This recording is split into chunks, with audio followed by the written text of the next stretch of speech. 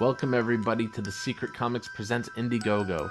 This book is written by me, Nasser Rabadi, and drawn by the fantastic Jason Robinson. Our book contains 4 horror stories: Charlie Finds a Friend, There's Nothing to Be Scared of, Don't Open the Box, and A Knife in Darkness. For this relaunch, we've also extended our comic book from 20 pages to 22 pages, with the potential to add some behind-the-scenes extras if we hit our stretch goals. Order today and discover what terrors are lurking within.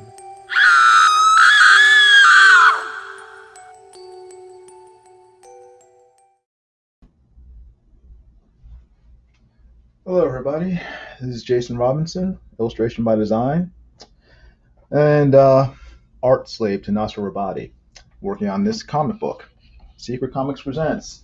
You can see on your right hand side that's covering the screen right now, and this is the final days of, actually final hours, my brain, of the campaign. Campaign ends at 3 a.m. Eastern Standard Time tonight, so it's now 11:30, so we have about 3.5 hours left, and I'll be live streaming until the campaign ends because Nasser went to sleep and has abandoned the campaign.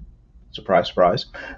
So I am gonna take over. He live streamed earlier tonight and helped to get us over $6,000. So thank you everyone who has contributed and has supported the campaign over the past 2 months. We're really happy with how the campaign's done. We're hoping that it does even better in the closing hours. So let's look at the campaign, see where it's at right now, and find out exactly how far we've come. Actually, let me open up YouTube on my tablet first so I can see if anyone's actually shown up.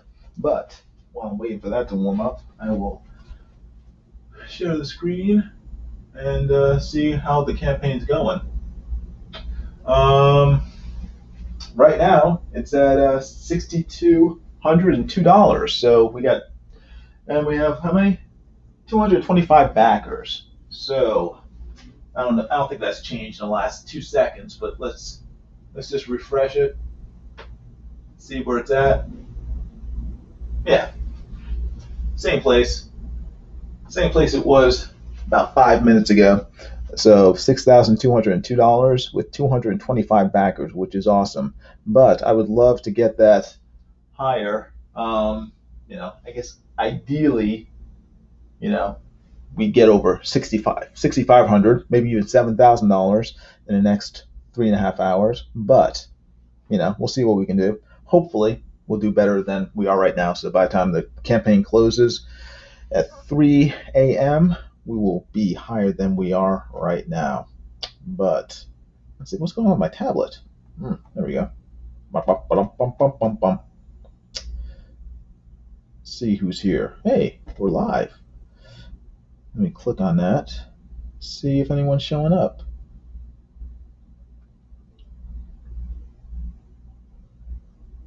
Tablet's going slow. 5 people are here. Awesome. Oh, cool. Lord Fanatra's here. Hello, Lord Fanatra. Let's see, who else is here? Ray Thulu's here. Hello, Ray Thulu. Hey, Arlene is here. Arlene Atkinzel. And Earthmind is here as well. And Johnny Dingleberg is here too. Hey, guys. Hey, Jeff Potts is here. Hey, everybody. Thanks for showing up. Lord Fanatra says, Nasser is geriatric. Yes, he is. He has the sleep schedule of a 95-year-old man.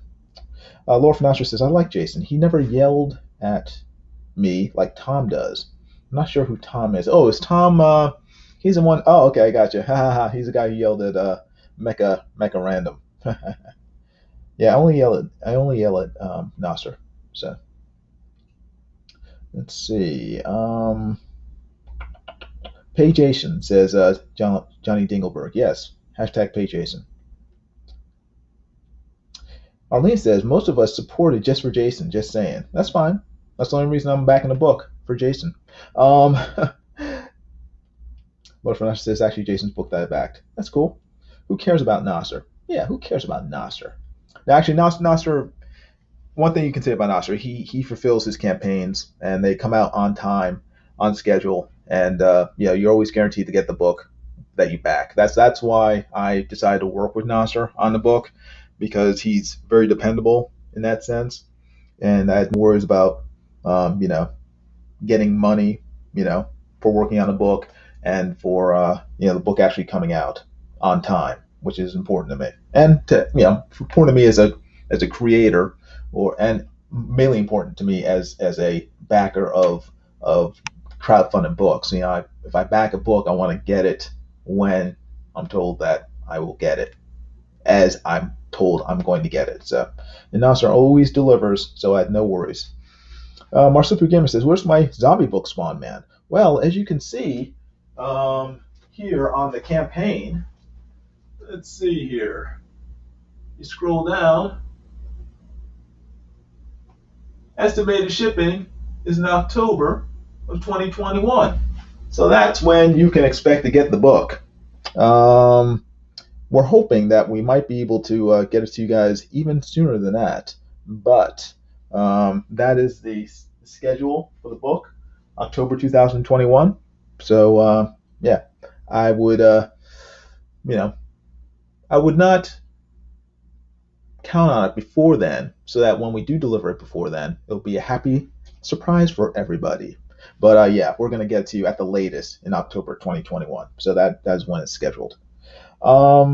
Jeff Pond says, up until Nasser poisons the well. Well, I've been trying to keep Nasser from poisoning the well as much as possible, but unfortunately, it's Nasser. So it's yeah, he has I've tried to keep the damage he's caused to a minimum over the past 2 months. So,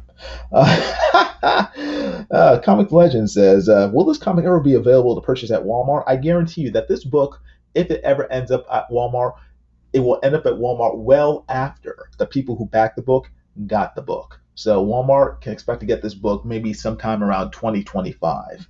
No sooner than that, I would say. Marsupial Gamer says, if I send back my copy of Stardust, can I get a sticker or something? I don't know. I make no promises. But Stardust is a pretty good book. Jeff Pye says, that's really good work, Jason. Thank you very much. I'm glad you like it. You can expect to get many more pages of work similar to it if you back this book and help us to make as much money as possible so that we can give you as good a book as possible. So let's see. I think that's everything.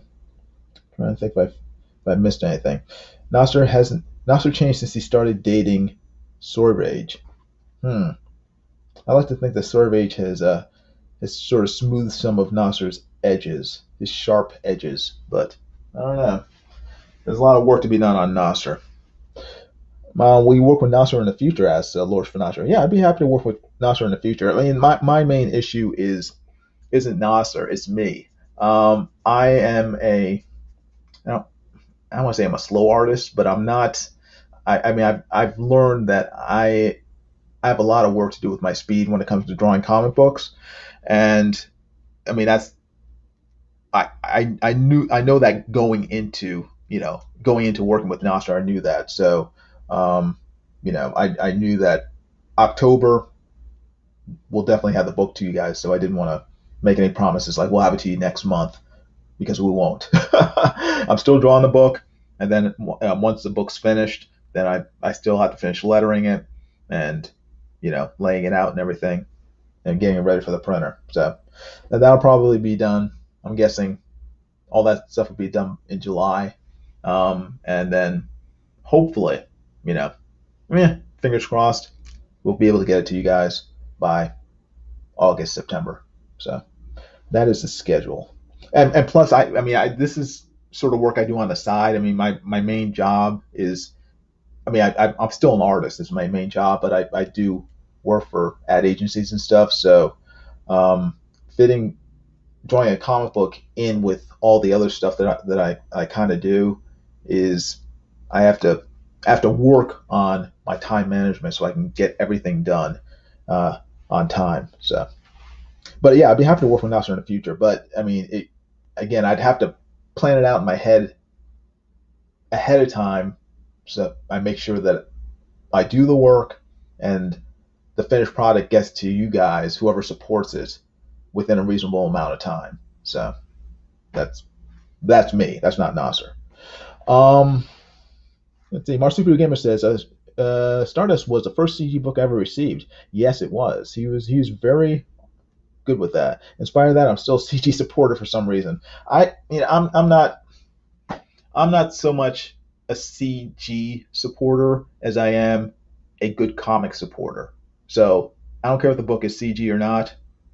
I will back Doug TenNapel. I will back Mike Miller. I will back CG books. I don't care. I just want good books from good creators that come out on time. That's all I ask for. So, let's see. Hey, Lady Celtic Moon is here. Hello. Good seeing you. Ray Lewis says you should submit that succubus booty to one of your clients. I would consider buying insurance for that booty. That's funny. Ray Lewis says the metal. Okay, he's talking to the metal about OBS. I need to get back into using OBS. I've been using StreamYard, and I think I've gotten lazy in terms of learning OBS. Well, I've definitely gotten lazy. I mean, I've probably forgotten 90% of what I did learn from OBS when I was using it, and I feel bad because OBS I think is pretty cool, and I need to work on that.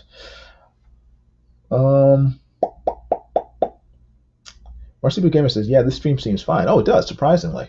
I guess YouTube just hates John Dillard. Huh? Why was his stream going badly? I like John Dillard's streams when he interviews people about their books. He's very good at that. So the metal says also, man, Jason, do you know how to pack a package? I keep putting my knife down only to find another layer. I had to pick it. Oh, okay.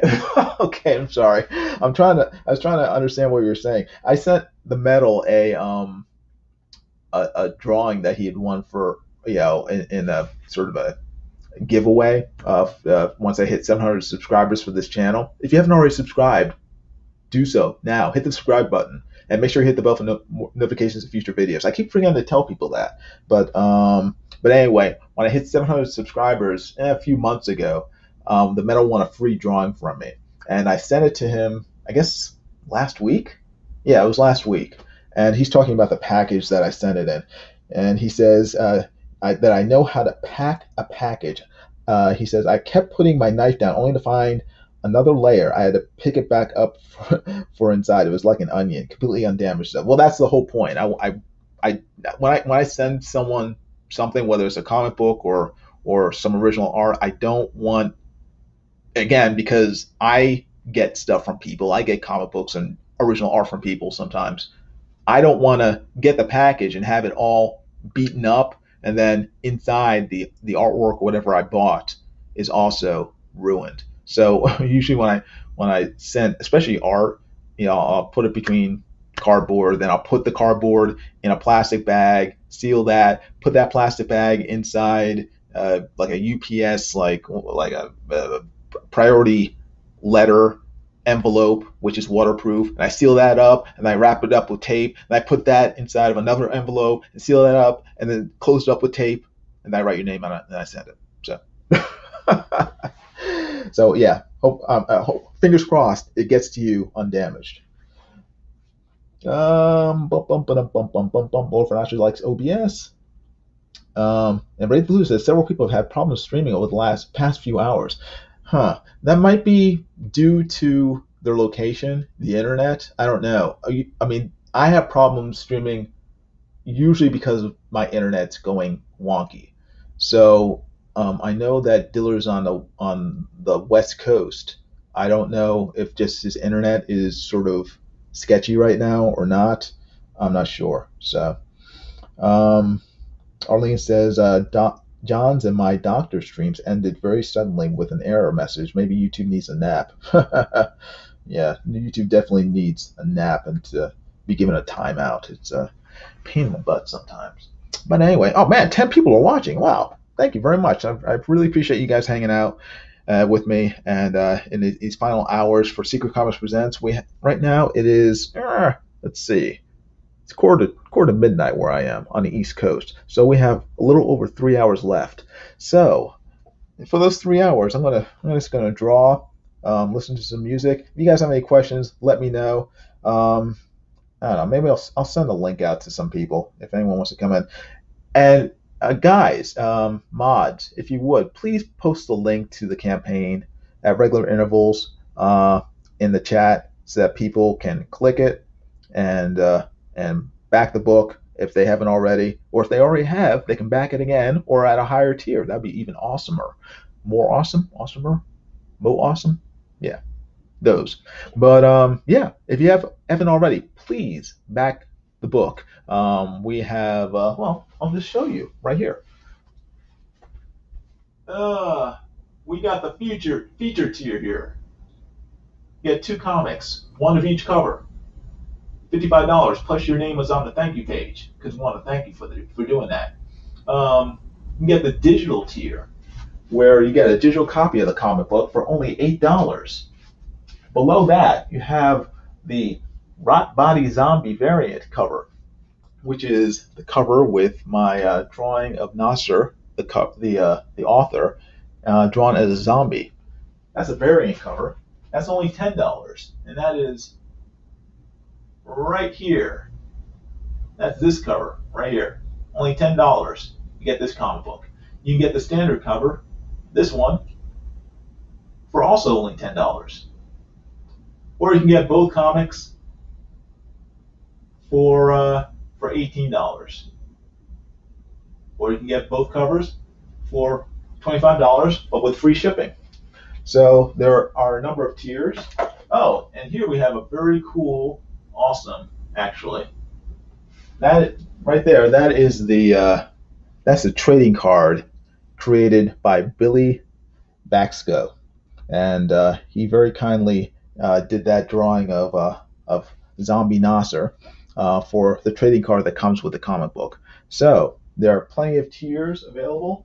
If you go down lower, you can get 2 comics and a Kick Nasser button. Here, you can get a 6x9 torso drawing from me and a comic for only $100, and a 6x9 drawing will be of any character you like, and I will draw it for you. Well, as long as it's not too risque. I don't do furry stuff, and no, I'll draw fuzzy creatures for you, but nothing like R or X rated. So nothing my mom can't watch without cringing. So oh, you can get drawn into the book for $25. That'd be cool. So anyone who wants their beautiful face in the book, like Soy Rage, although he didn't pay money for it, dagnabbit. I should send him a bill. See, I drew Soy Rage here on the Devil's Toilet, right here, and I wouldn't draw you on a Devil's Toilet. There's no room left. Although I could fit a spot right there. I could fit a face right there. If you want your face on the Devil's Toilet, I could do that. But I wouldn't do that. I would make you a character in the book, and that would cost $225. So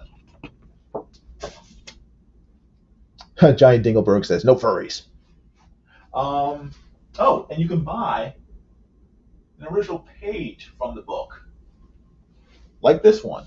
But it's first come, first serve. So if you want a page and you want a good page, they're all good pages, so it doesn't matter which page you get. But if you want a page like this, it's first come, first serve, and that would be $250 for a page of original art, and you get a copy of the comic to go with it. So you can show all your friends, that you actually have a page from that comic book that's sitting on your coffee table. And then you can get the original art for the main cover, which is this cover. You can get the original art for $1,000. So there are several different tiers available, and we can just we can use all the support we can get from everybody. So if you would, please share out this stream to social media. Let people know that I am live. This is the closing hours of the campaign. The more people who are able to see it, the more eyeballs on it, the more support we'll be able to get. And if nothing else, please do that. And please hit the like button and subscribe if you haven't already. I greatly appreciate it. And I want to thank Inked Coyote for subscribing. I really appreciate it. Welcome to my channel. Huh.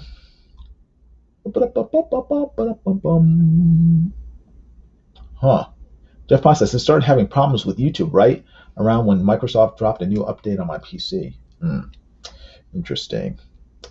Um, Metal says that his live stream, the Vomitorium, if you haven't already, you should subscribe to the Vomitorium. That is the Metal's channel. He says his live stream was fine today, which was weird because my net has a tendency to randomly cut out. Yeah, yeah. I suspect it might be just maybe location more than anything else. Oh, Ink Coyote's from Mexico. Oh, cool, cool. Well, greetings. I'm glad you're here, Ink Coyote. Vic says, so this is like a Tales from the Crypt movie. Lots of different stories. Yes, it is an anthology of horror stories. 4 stories in 22 pages, 4 short stories, 22 pages, black and white. And yeah, from the twisted, sick mind of Nasser Rabadi, and translated into beautiful, you know, 2-color artwork by me. Let's see. Vic says Mike is a fool to not want this despite Nasser. Well, Mike supports the book, but Nasser has, if you've watched Nasser streams, he said some very unkind, rude, insulting things towards Mike. So I don't blame Mike for asking for a refund after many of Nasser's antics. So, um, Vim Ree says, "Are you going to leave it in demand?" I would like to. Nasser is being cagey, coy. Um, you know, he's not committing to doing it in demand. So I'm not sure. I can't. I don't want to say yes it is, and then have Nasser like pull something on me, and it ends up not being in demand. So I would like it to be, but Nasser has said no. But I don't know if Nasser is serious or not. So that's all. I guess that's all I can tell you. Um, so I'm gonna. I, all I can do is say assume that it's not going to be in demand. Hope expect the worst, hope for the best, and you know hopefully it will go in demand. But that's up to Nasser. He's in control of the campaign, so I can't. Yeah, he's gone to bed. So whatever he's going to do, he's done. And I just have to sort of wait with the rest of you to find out exactly what he's going to do.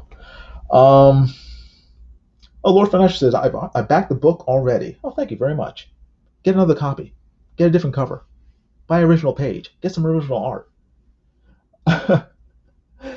Vic says, "Man, I would be promoting this all day if I had a channel." Oh, cool. Start a channel right now. Start promoting it. Hey, Sticky Art, how you doing? Good seeing you. Jim Tuner says, "I reject Nasserism." Vic says, "What kind of person who appreciates art wouldn't back this? I don't get it. Should be at 50K." Yeah, but I mean, it's crowdfunding, so everything. It's not so much the quality of the book as it is. I think it's like YouTube and it's social media in general. It's a popularity of the people who are doing it. So, you know, if like Kim Kardashian were putting out a comic book, she can't write or draw, but it would sell millions of dollars worth of books because she's doing it. Nasser and I, we're not famous, especially me. I mean, Nasser's more famous than I am. More people know who he is than they know about me. So, you know, what can you do? That's life. That's life. Um, Vic says Mike is a fool. Uh, Mike is cool.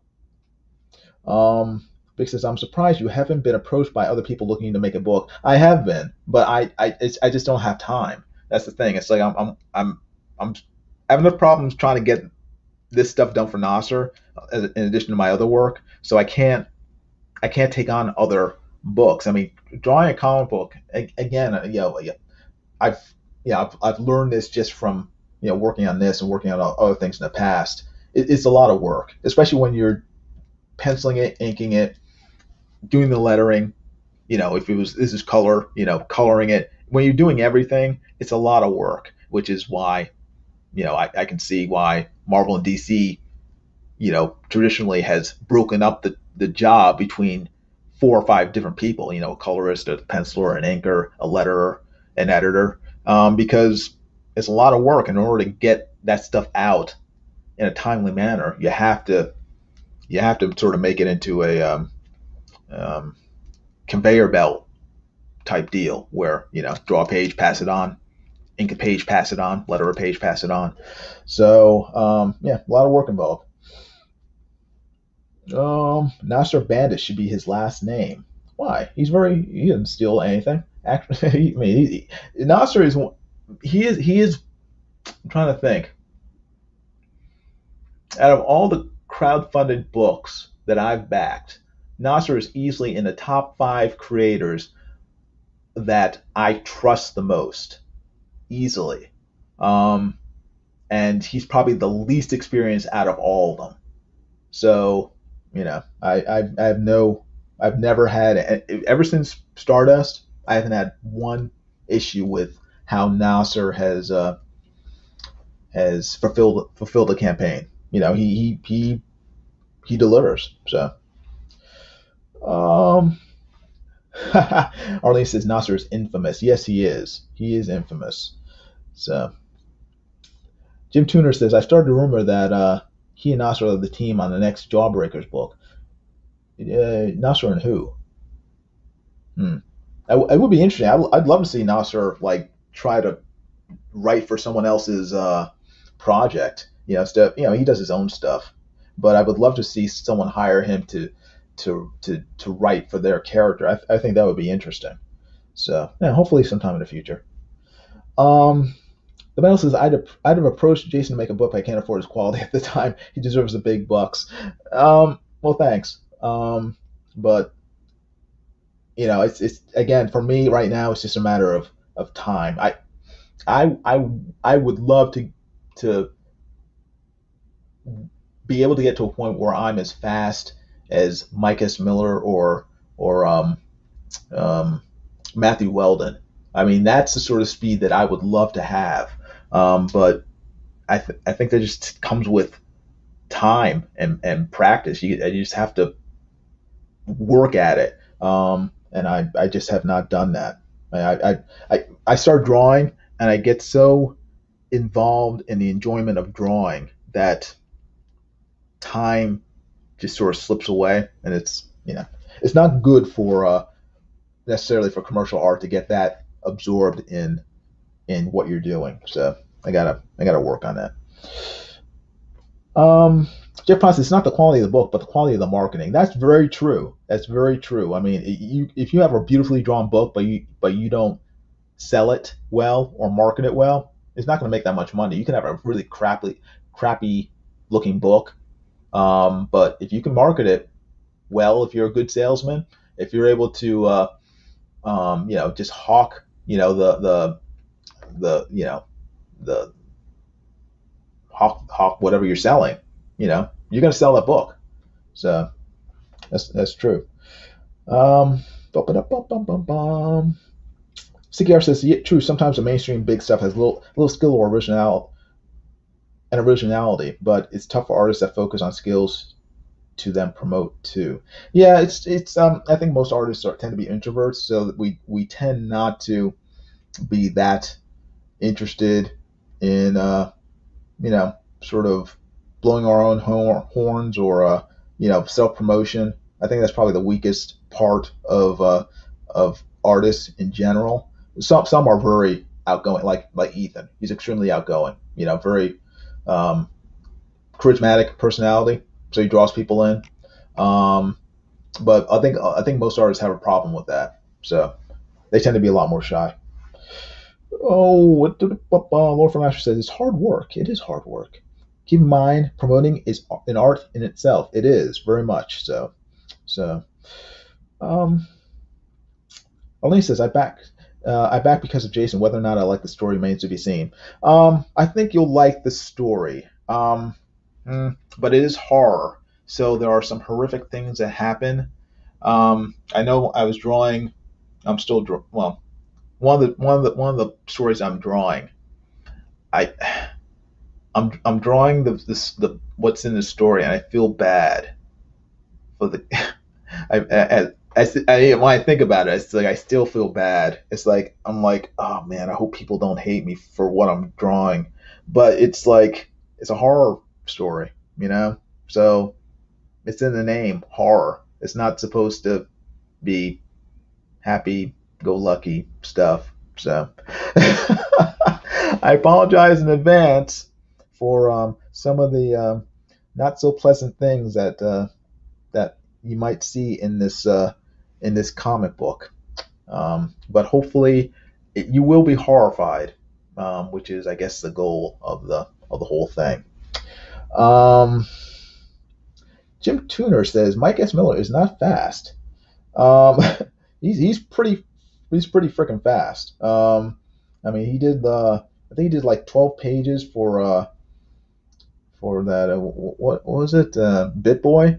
He did that in like a little over a week. I mean, he's very fast. He's a very fast artist. Jim Tuner says Nasser has always been the infant terrible of Comicsgate. That is true.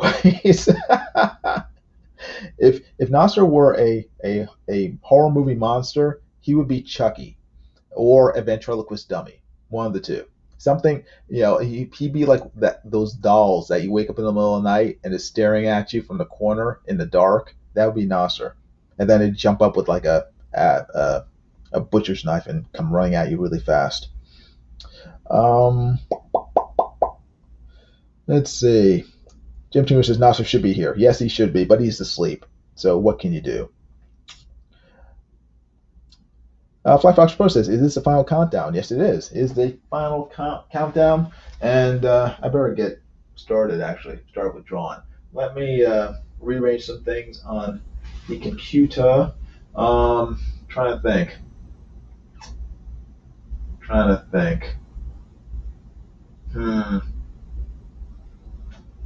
I'm going to...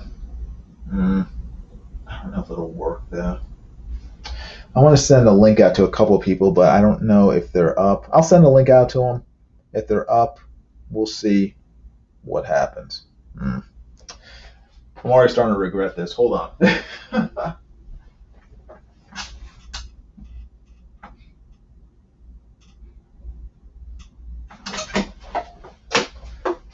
In the meantime, I'll put some music on so you guys aren't completely bored with the silence.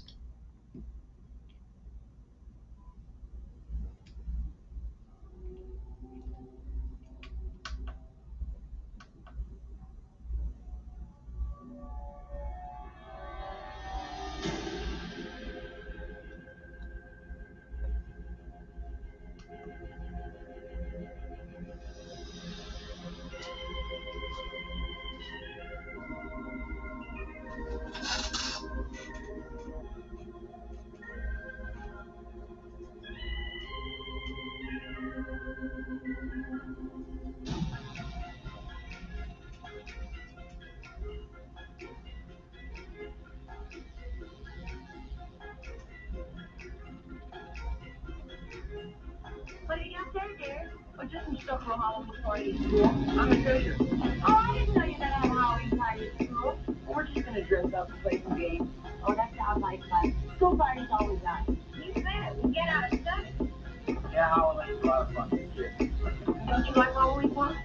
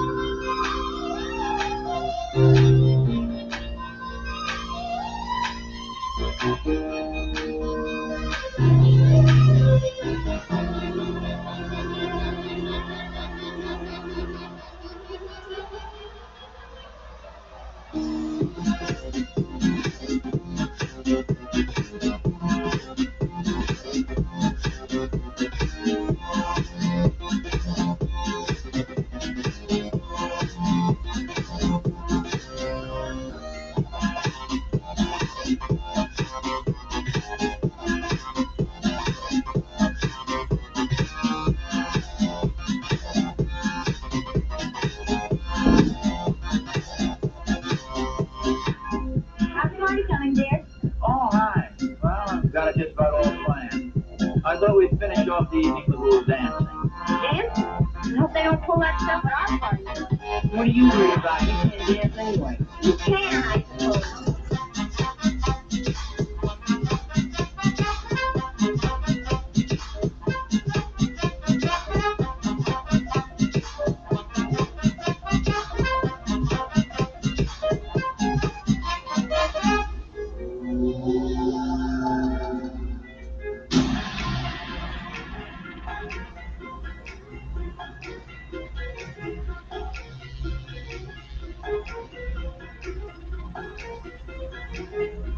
What do you got there, dear? Or just some stuff for a Halloween party in school? I'm a treasure. Oh, I didn't know you had a Halloween party in school. Well, we're just going to dress up and play some games. Oh, that sounds like fun. School party's always nice. You better. We get out of study. Yeah, Halloween's a lot of fun for kids. Don't you like Halloween fun?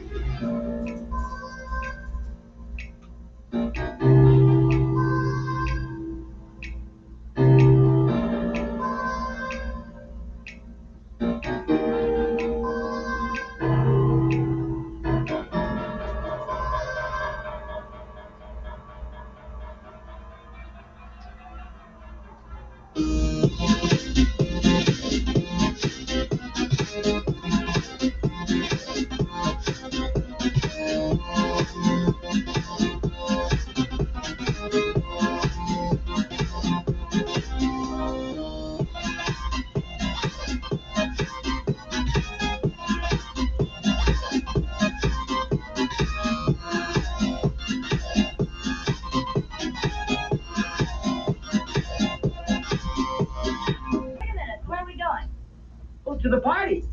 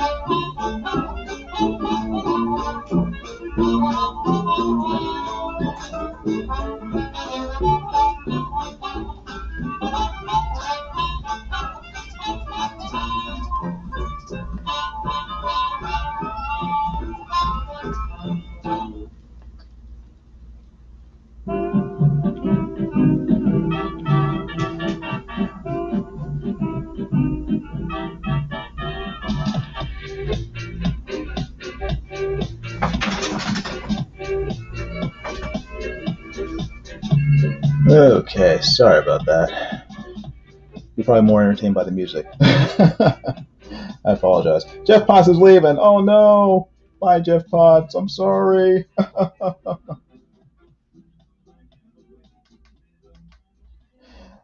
Earthmind says, make the drawing bigger, Jason. Yeah, sorry about that. I'm very bad at live streaming. Hold on. Let's see here. Remove. There we go. Not much clearer, but let me see if I can fix that.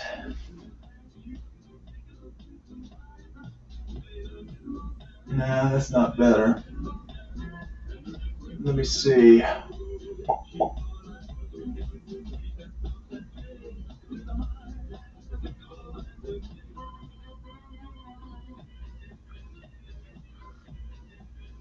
It's like I think that's the sharpest I can get with my pencils. It's probably the best I can get it right now. Let me zoom out a little. Okay, there we go.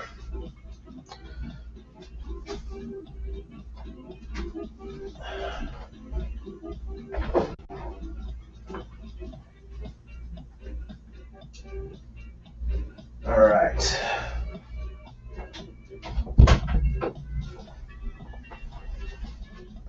Hey, people are still here. Jippa says, I'm not leaving. I'm just saying goodbye to Fly Fox. Oh, Fly Fox Pro's leaving. No.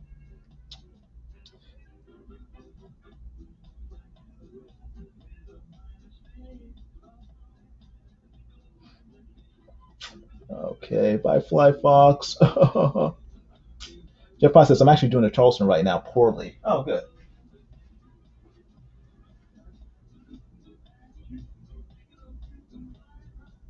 Okay.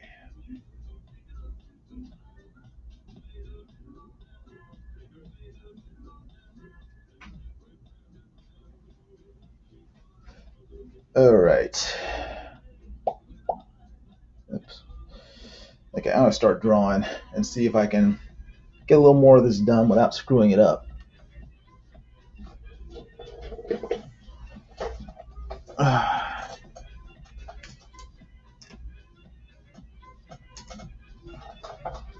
Get my water.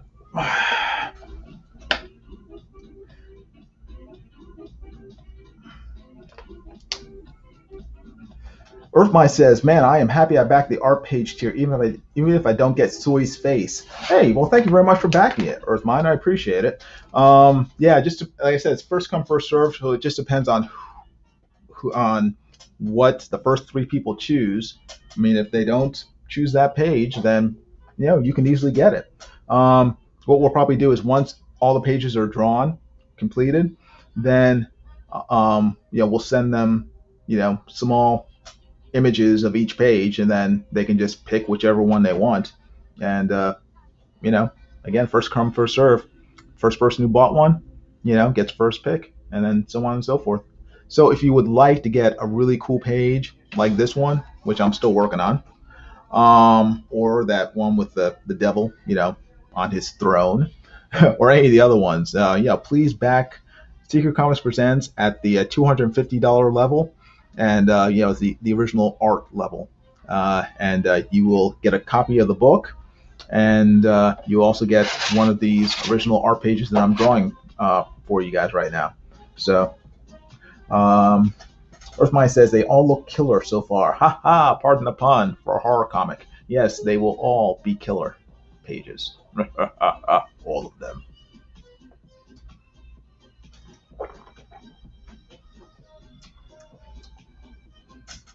Vic says, "Oh damn, I am only backing you from now on. Whatever Mike is getting, I'm giving it to you." Ah, well, thank you very much. But Mike has 20 kids to take care of. I would hate to take money from his 50 children's mouths. So he's got a lot of kids, in case you didn't notice.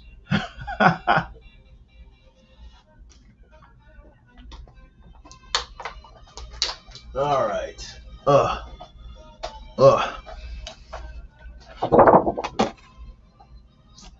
Let's talk and more scribbling. Have you guys watched that new show on Netflix? It's called Jupiter's Legacy. It's based on a comic book by Mike Miller, not our Mike Miller, but no, Mark Miller, not Mike, Mark Millar, Millar, and the comic book is written by him and drawn by Frank Quitely, who drew I think he's probably most well known for All-Star Superman. But I started watching it, the Netflix show, I guess last week, and I've watched the first 3 episodes, and I'm not impressed. Everyone was talking about it. I think Mike Miller, he did a he did a drawn and quartered based on it. It was either last week or the week before. And if you haven't already, you should check out Mike's channel, Blacklist Universe, on YouTube. Subscribe to it. It's pretty cool. He has a lot of art live streams, including Drawn and Quartered, which is every Wednesday at 10 p.m. Eastern Standard Time, which is an art competition between comic book artists. Very cool. But Jupiter's Legacy, the Netflix show, it's just, I don't know. I read the comic book, and the comic book was pretty good. I liked it quite a bit.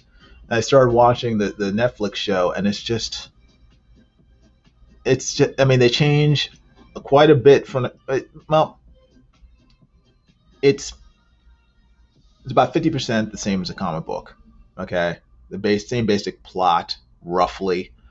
The characters look very much like they do in the comic books to a point. The main characters do. A lot of the side characters, they changed a lot, and they're completely unrecognizable. That's one of the things that annoyed me. But more than that, it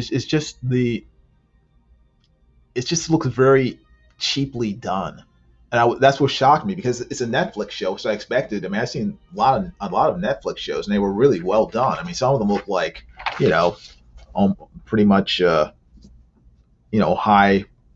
high end, Hollywood productions. This looked like a CW. I mean, it looked, in some ways, it looked worse than a CW show. I mean, when I watched it, the only thing I could think of while I was watching the first episode was I've seen YouTube fan films that look better than this, and I was just shocked by how kind of poorly it was done. Hey, Mike's here. How you doing, Mike?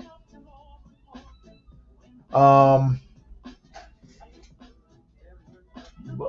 wait. I think Mike's in the... Wait, hold on.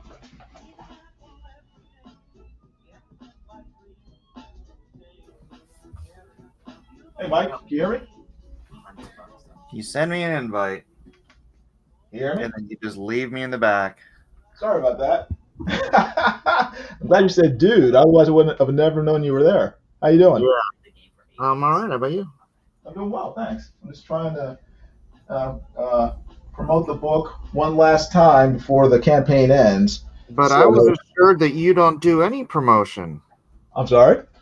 I said I was assured that you don't do anything. Oh, yes. I don't. I don't do any promotion. So I decided to break that habit and finally do some in the final hours of this campaign, and let people know that the book is closing, and try to draw in as many suckers as possible.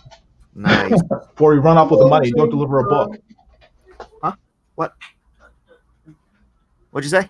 I said I'm hoping to draw in as many suckers as possible before we close the campaign and then run off with the money. Oh, okay. Yeah, never to be seen again. Gonna pull a Donald delay, huh? Yeah. So, but yeah. We worked $6,000, which I was happy with. That was very cool. And I want to thank you for all your support, during the campaign. Don't be sarcastic. No, I'm not being sarcastic. Because I'm not being sarcastic. No, because despite the stuff with Nasser, you have very generously encouraged people to support the book and back the book and everything. So I do appreciate it, and I know for a fact that people have backed the book from your live streams, so thank you. Well, you're welcome. I honestly, I've been biting my tongue so much. Whenever you're promoting, I'm like, must not say negative things. I appreciate your restraint. I know it wasn't easy.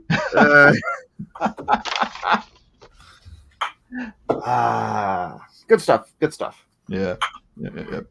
So look at that Butte. She's been doing some crunches or something. Yeah. She's got a lot. She's I don't know.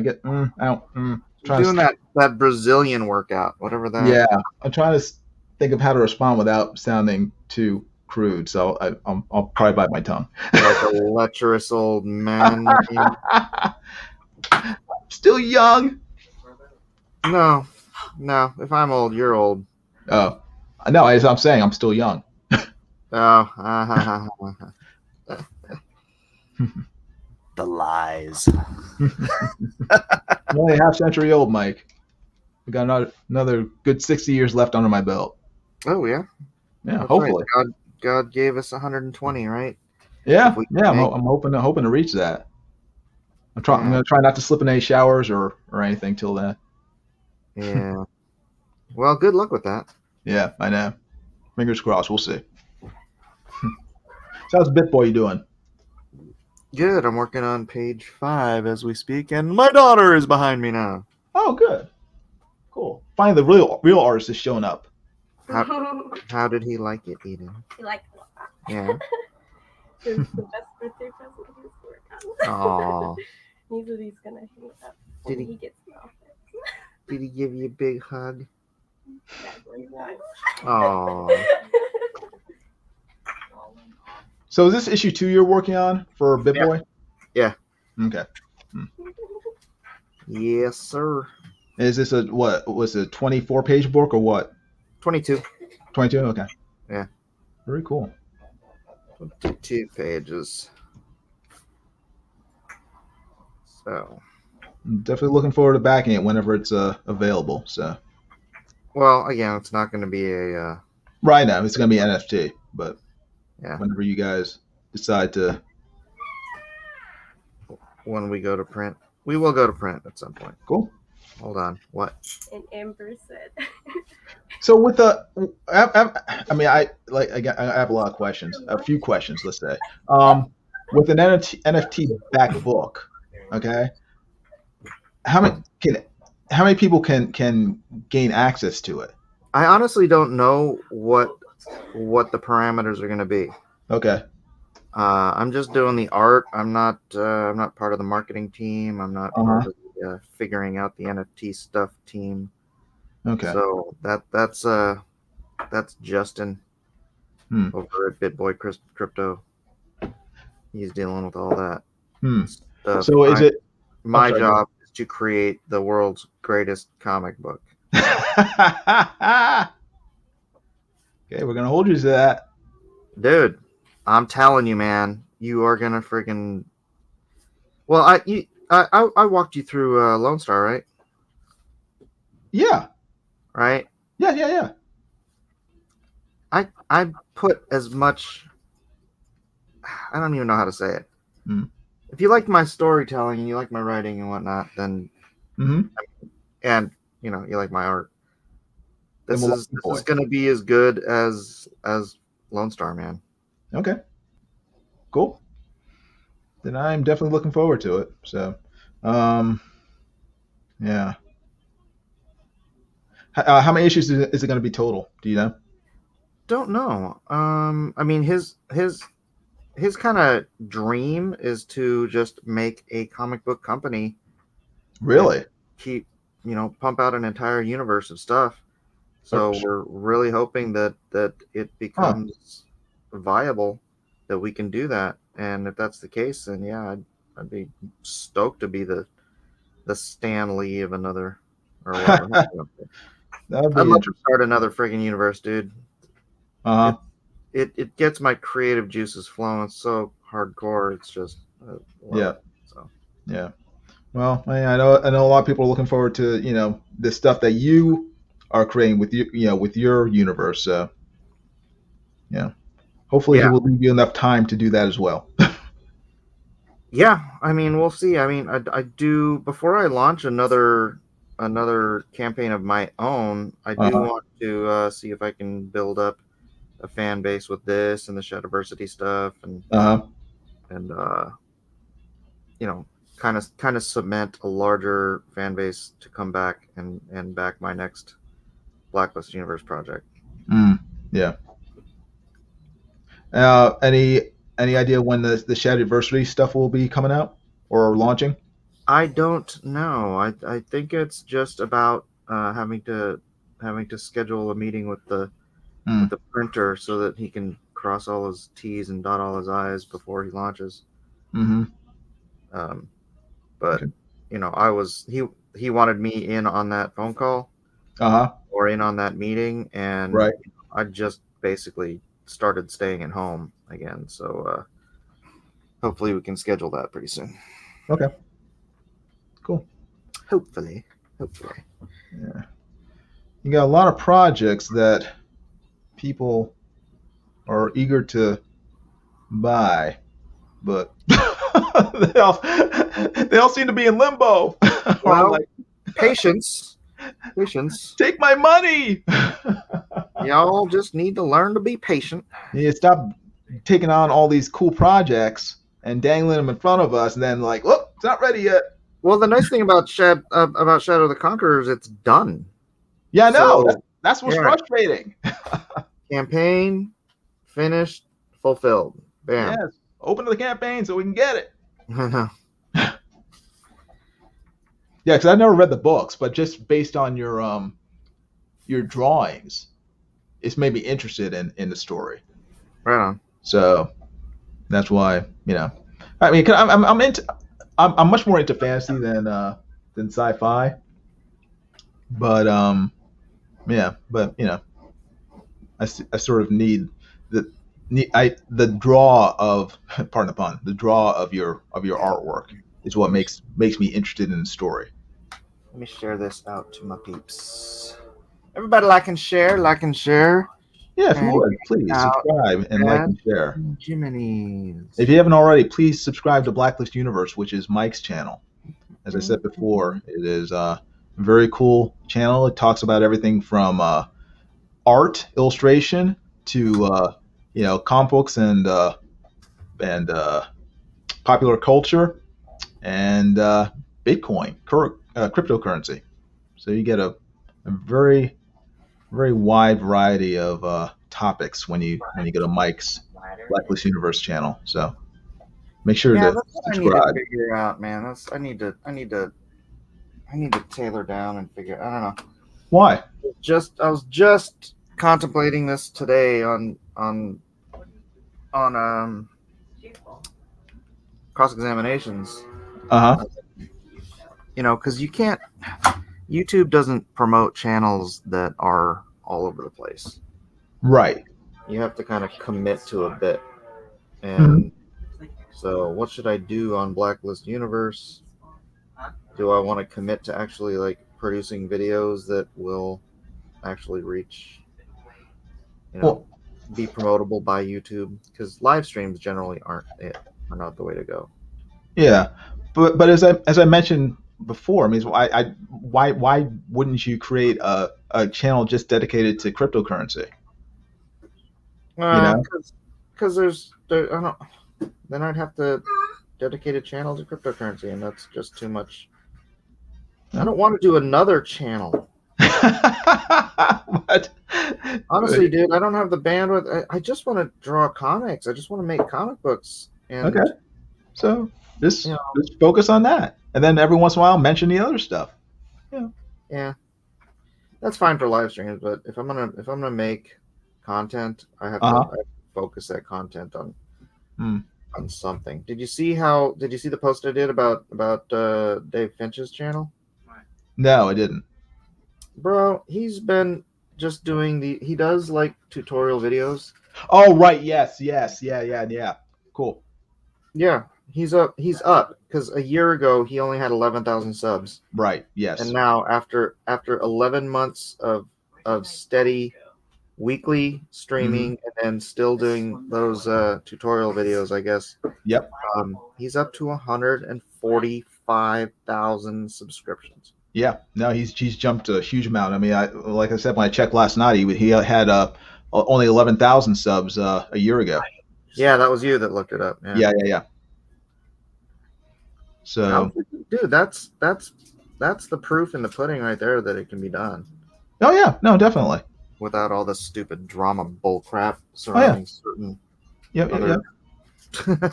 Yeah, no, he's got a lot of fans, and he has just content that people want to see. People want to see him draw, and so that's he gives it to him. Yep. And whenever he gets around to doing a book on his own, Hmm. dude, that fan base that he's culminated, Oh it's yeah, all about his art, man. They're yeah, gonna jump on that thing like gangbusters.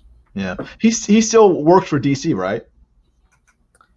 I don't know. Is DC still around? I think they are. Yes, but yeah. I mean, if he ever decides to do a creator-owned project, I mean, Oh yeah, he'll do yeah. really well. Because that's, dude, 100% of his audience is there for his Yeah. art. Yeah. So. Not, and I'm using a generalization about the various people who've been trying to use drama to build their channels. Hmm. People who are there for the entertainment factor of you cutting down other people, or e-fapping somebody's Right. project in their yard. Dude, Yeah. you're only going to get a fraction of those people to buy your comic book. Right. Yeah. Right? Most people won't pay for anything. They just want their free stuff. But man, if you've built an audience based entirely around your art, Hmm. and it's fans of your art, and that's your 145,000 subscribers, Yeah. I cannot wait to see how he does when he finally launches a book. Hmm. Yeah. Yeah. It'd be pretty impressive. So. Right?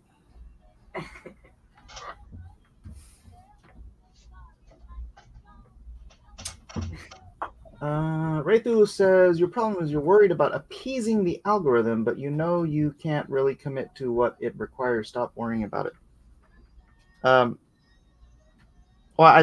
why I haven't done it. That's kind of the point I'm making. It's like, you have to commit to the bit, whatever the bit is you want to do. If I want to, just do tutorial videos, and I do enjoy doing tutorial videos, but Mhm. it's like you have to commit to regular production on a thing, and it's a grind. It's a grind. If you have to produce a finished video every day, which is the usual recommendation to jump in popularity on YouTube, it's very time consuming. Yep. So, I mean, I'm always I continue to be impressed by Doug, to Naples. He's putting out like 2 or 3 videos every day, and he's not talking about art anymore. He's talking about politics, but still, I mean, but it's what's made his channel grow. First it grew to it went to like 400 and something thousand, didn't it? Yeah, 450,000. Close to something like that. Yeah. It was like nuts. And then even after they took down that channel, and he went back to his original channel, he's still grown it in the past month from 17,000 to like 58,000. Really? Yeah. Again, just by going back to to that same topic. But again, it's him being consistent. People know that every day he will be putting out at least 1 or 2 videos. So that's what makes people subscribe to him and hit the bell, because they know that they can count on him delivering that content every single day. Yeah, dude. When I started doing the political stuff, which that's kind of my shtick, or at least it's part of my shtick. Right. Dude, I got my channel up to 14,000 subs in 3 weeks. Mm-hmm.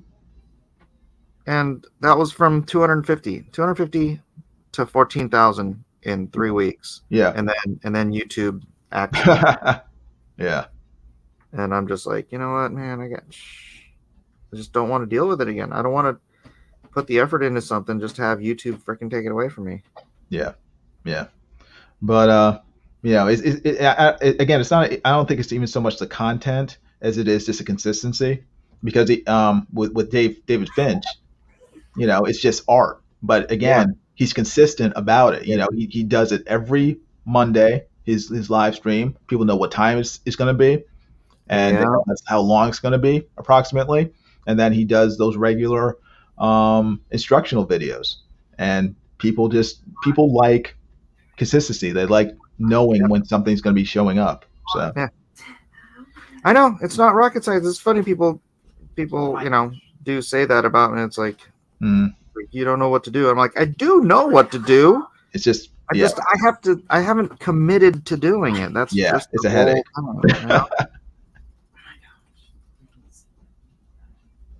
But that is the audience I'd want to garner. Yeah. Dang straight, man. I don't want to do, kitschy comic book news or I sure as hell don't want to do outrage culture crap. Yeah. It's just very very inside baseball. Yeah. It doesn't bring people from the outside into your group. So I'd want to do something along the lines of making comics, like, because that's what I want to do. So if that's what I want to do, maybe that's what I should be talking about. Yep. Do what you have fun with. That will. I think that's reflected. Again, that's why I always recommend that you. I want you to do a Bitcoin channel because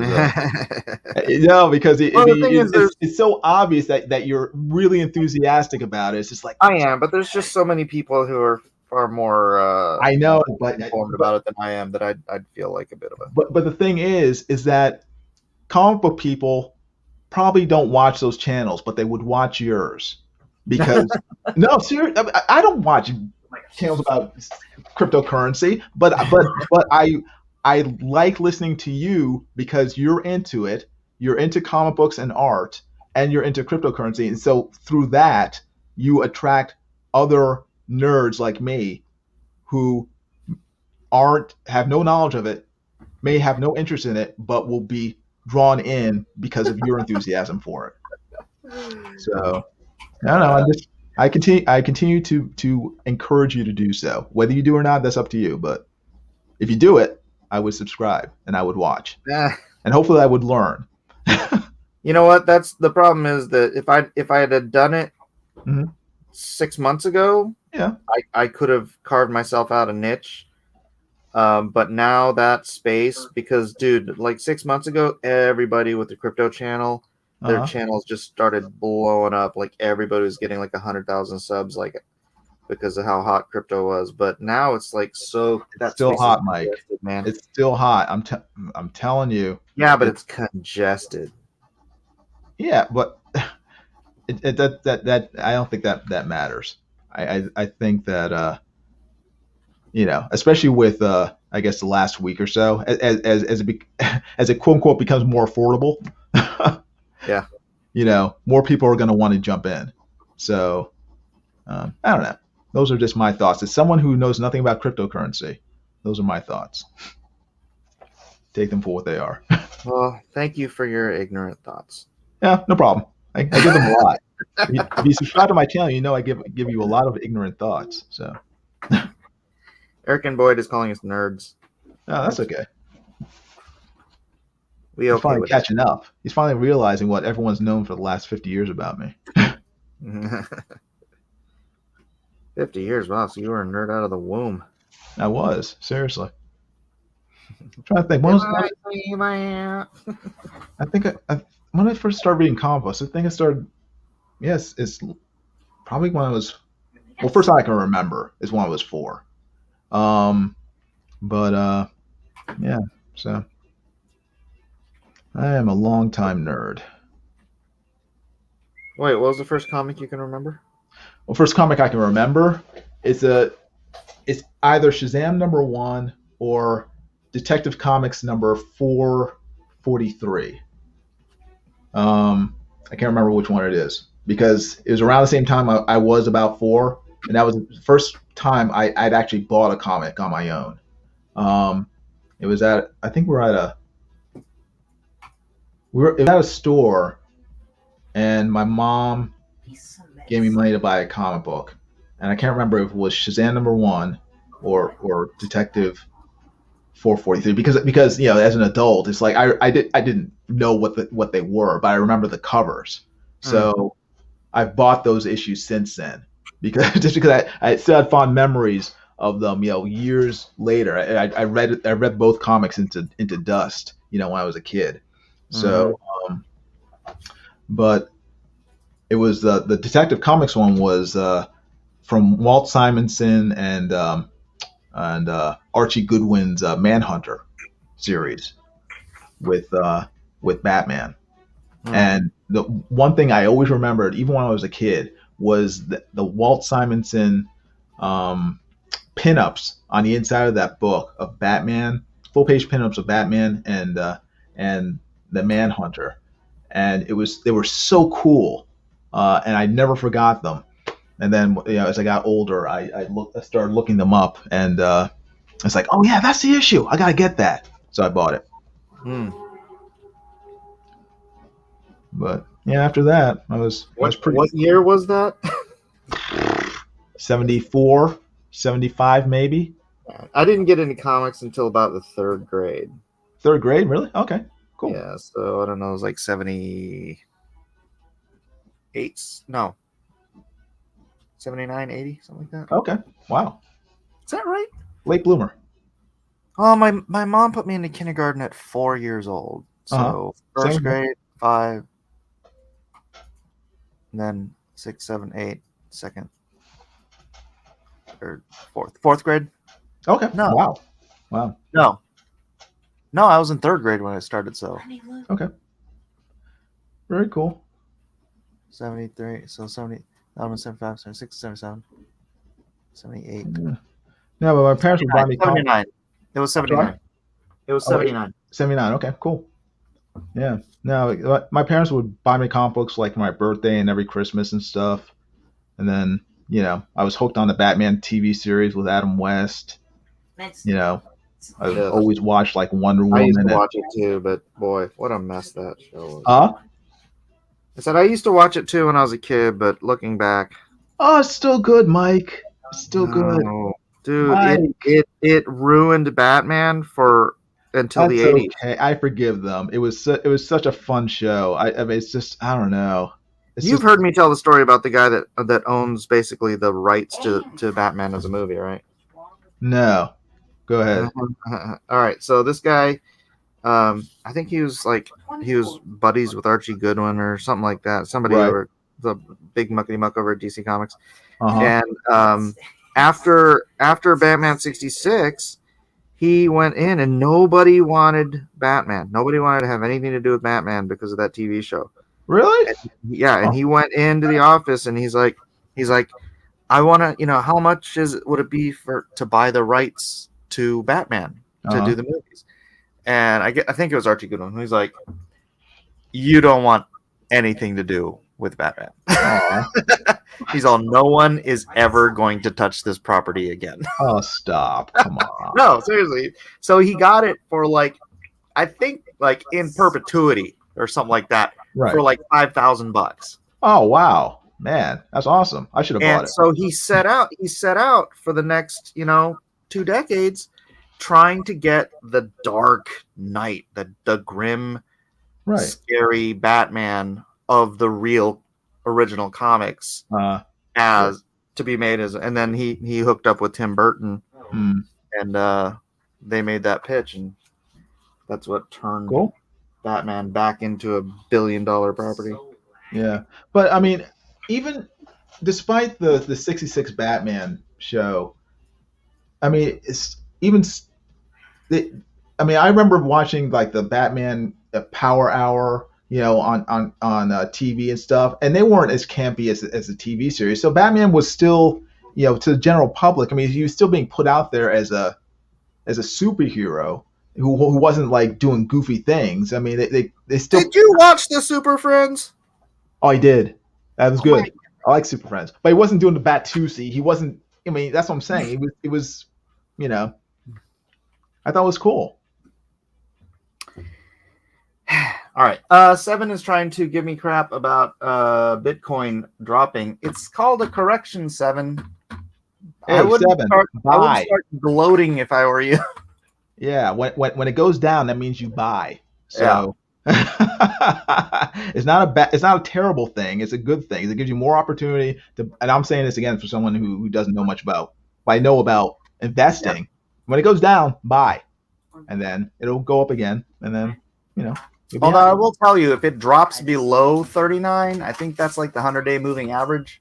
If it drops below 39, then I would be concerned. But if it bounces off of 39, that's a very, very bullish sign.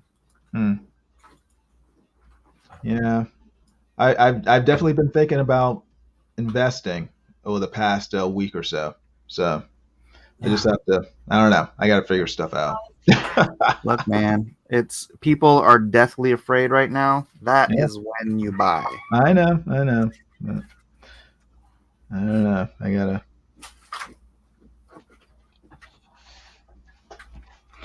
I don't know. I gotta.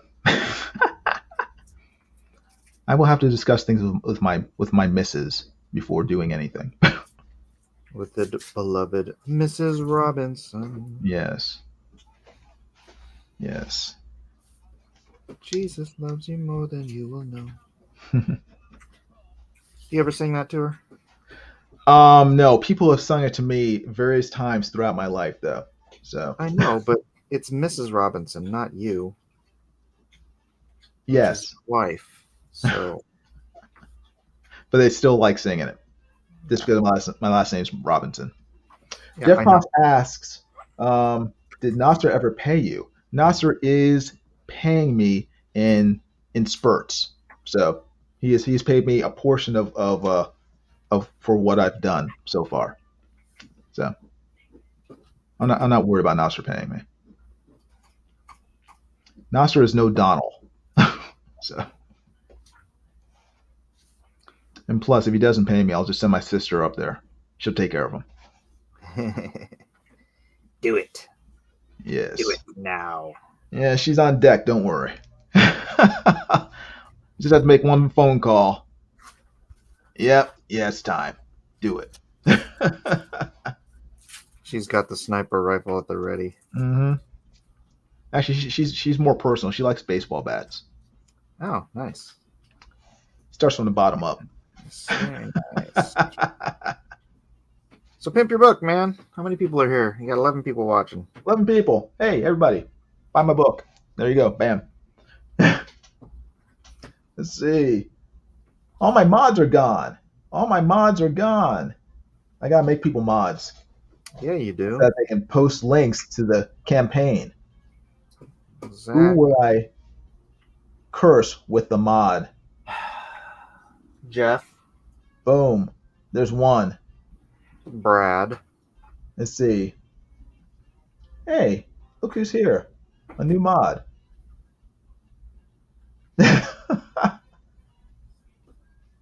Hello, Brad. Let's see. Vic says, make me a mod. In general, if you want to be a mod, that usually means you shouldn't be a mod. Yeah. do Those not who make crave Vic. power are usually the people who should have the power the least. Do not give Vic a wrench. Let's see. How many people? I've made 2 people mods so far. Arlene, I made everybody that and made Brad. it to cross-examinations today a mod.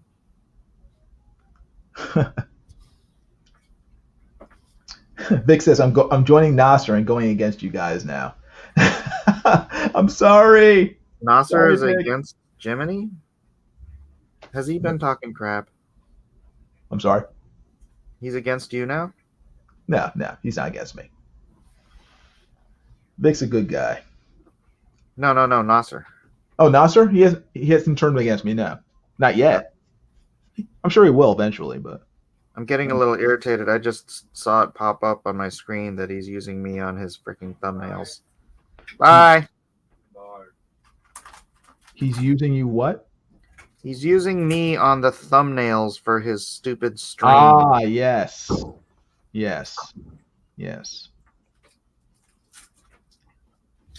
That's why I want to make sure that you knew that this was a Nasser-free stream. He will not be showing up.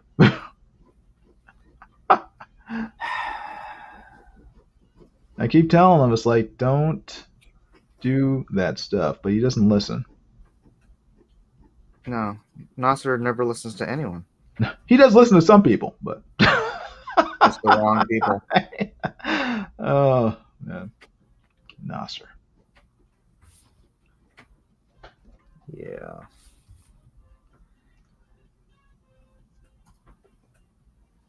Oh well, back to Batman. See, oh no, oh shoot, dang. Brad asked Jason, "Is that woman farting?"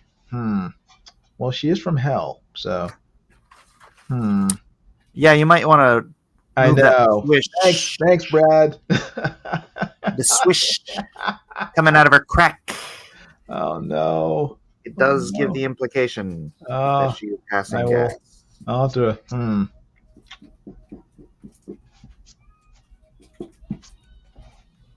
Okay, I'll stop it there. That way. Tank Ferris says, "I'm back. What'd I miss?" Not much. We're just talking about stuff. Hey, Mike, have you watched Jupiter's Legacy yet? I did. What have you finished the whole thing? I did. What did you think of it? Because I finished the first 3 episodes and I'm not impressed. Does it get better? Are you not? You're only not impressed by the kind of clunky outfit stuff? No. I like the funky outfits. I like it looks like the comic book. I like that part. I'm not impressed by, I guess, 2 things: the pace and the storyline. It differs from the comic book a fair I didn't read the comic book. I'm sorry? I didn't read the comic book. Oh, you didn't read the comic? Okay. But I like the story. You like the story? Okay. Yeah. Because at the end of every episode, I'm just like, that's it. Does it? It doesn't seem like much happens in each episode, other than them sort of bickering.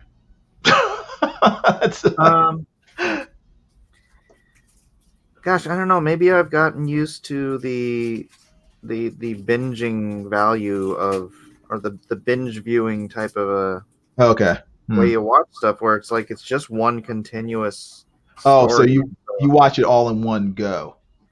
I watched it pretty much in 2 sittings. Okay. I watched the first 2 episodes, and then I think I watched the rest in another sitting. Maybe that's it. I tend to watch it just like traditional TV. I'll watch like an episode a night or every 2 nights. Oh, really? And yeah, because I can't really binge watch because I get bored. Watching the same thing for like hours on end. It's just. Well, I watched it while I worked, so it's like. I can't do that because I need to watch it. I can't just listen to it like a radio. I need to, that's why wait. No, maybe I'm wrong. No, I'm wrong. I did watch it. I watched it on Sunday. Last Sunday. Not this Sunday. Mm-hmm. So I watched the first 2 like the other night, and then like I watched it on I was like, I was just hanging out at my mom's house. I'm like, I can watch this whole thing. So I did. But generally speaking, when all those shows, Netflix, whatever, I'll just work and lift my head up when something seems either if something seems interesting or something is like quiet and it's it's all visual storytelling. Yeah. Like, oh, come on, can't you just like sit down and have a conversation I can listen to? Yeah. Maybe that was it, right? It's like I like those conversations instead of the. Yeah, it's I don't know. It's just I just want to see cool stuff on screen. It's just I don't. Like I said, I read the comic book and I really like the story in the comic book, and they get that maybe 50% in the TV series, because in the comic book, I mean, you've already seen it, but in the comic book, the son isn't. It's completely different in the comic. Is he? Yeah, really? In the comic book, the son's like a scumbag. He's not someone who wants to take on his father's legacy. He's like the dirtbag, spoiled, sort of a trust fund baby who spends all of his time, sleeping around, snorting drugs, you know. Well, did they just? Huh? I mean, did they switch characters? Because that's the daughter. You just No, described. the daughter is also like that. Both kids are like that. Oh, But that's in the TV series, they decided to make the son the good kid, and so it I don't know. Again, I've only seen the first I three think episodes. that's a much more interesting dynamic than what you described. What is? That one of the kids isn't a scumbag. I don't find it interesting though, because having read the comic book, I find it just they took a lot of the meat out of, and again, I haven't seen it, finished watching it, so if I don't know how to describe it.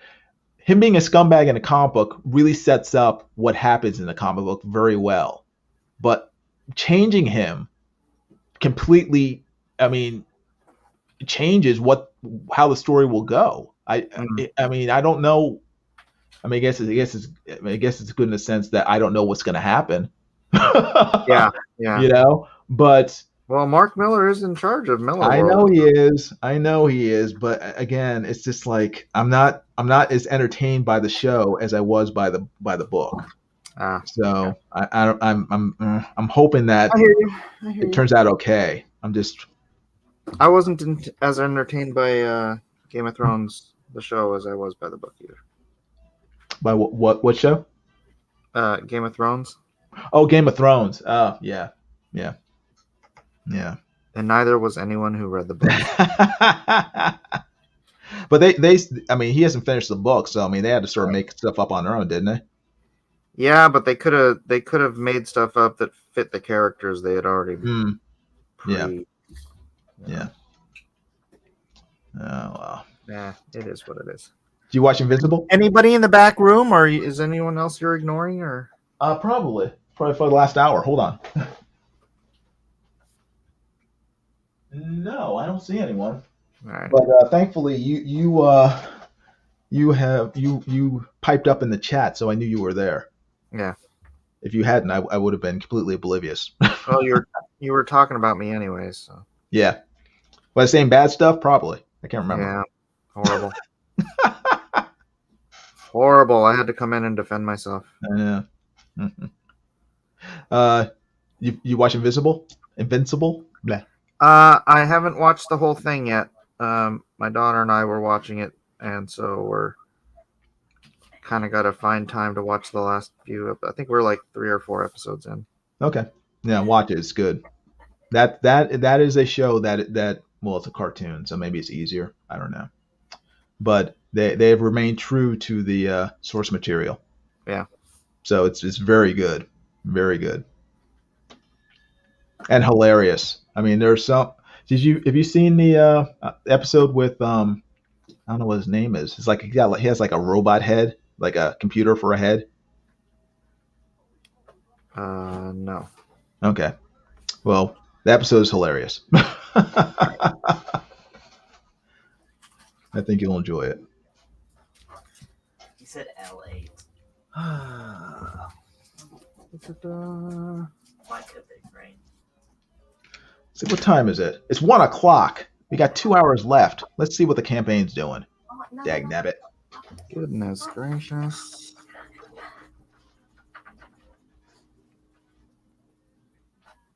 I have both of these.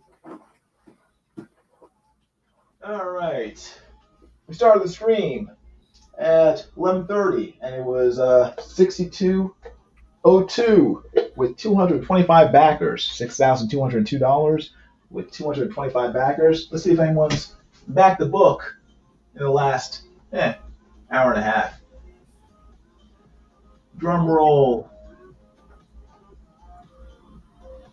Oh wow, cool. We got one more backer. Thank you very much. That's awesome. Hey, man. Every penny counts in a campaign, so I'm very thankful to that mystery backer who backed the campaign. We are now at $6,217 with 226 backers. Thank you very much. We really appreciate it. We have 2 hours left before the campaign ends, so please, if you haven't already, please go to the link in the description, or also in the down below at the bottom of your screen. And just remember, guys, you can just back it and look at the art. It's not that important that Nasser wrote it.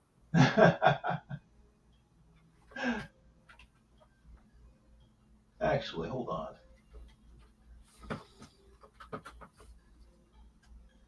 There we go.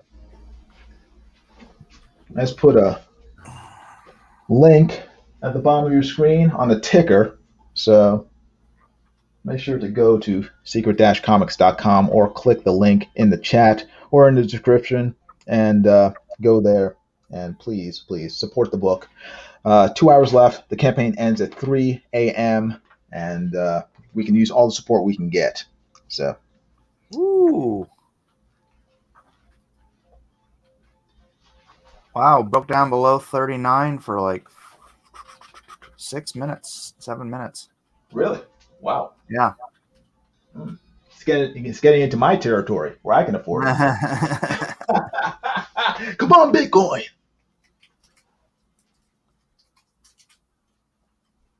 My mind's eye, it gets down to $3,000 and I buy 5 Bitcoin. 3,000. Holy Yeah. cow. If it went And down then to 3,000, I'd be extremely No, worried. no, it gets down to $3,000 for like 10 minutes. I buy 5 Bitcoins and that shoots up to 70,000. Yeah. Yes. Perfect.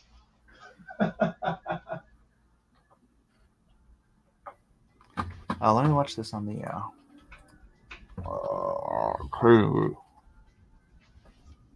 trading view. Let's see how the selling pressure is. Oh, I got another mod. Got another mod? Yeah, another one popped up. Sorry, Vicky. You're a mod now. All right. On the 1 hour, we just got a green dot and a divergence. That's, let's see, money flows in the red. Yeah. Let me look at the half hour. Yeah. Do you think Elon's behind it? No, I mean, I think he was behind the initial. Mm. Elon doesn't have enough to move the market that much. 10 minutes.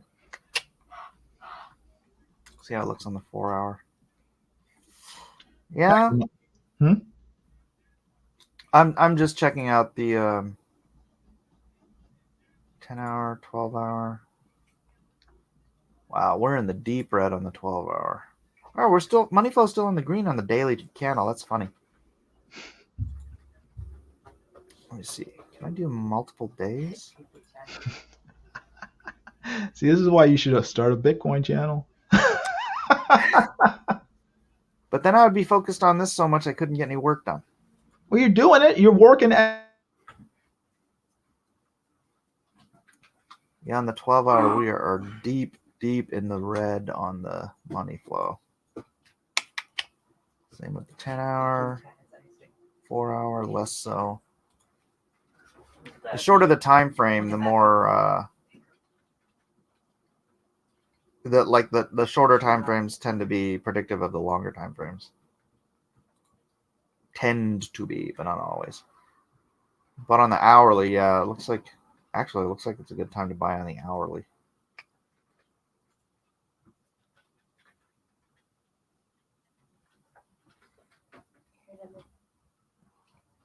Let's go to the 6 minute. Yeah. Mm-hmm. Oh no, VWAP's coming down on the 6 minute. I'm not trading though. Whoa! Why am I here alone? Medium. What happened to Jason?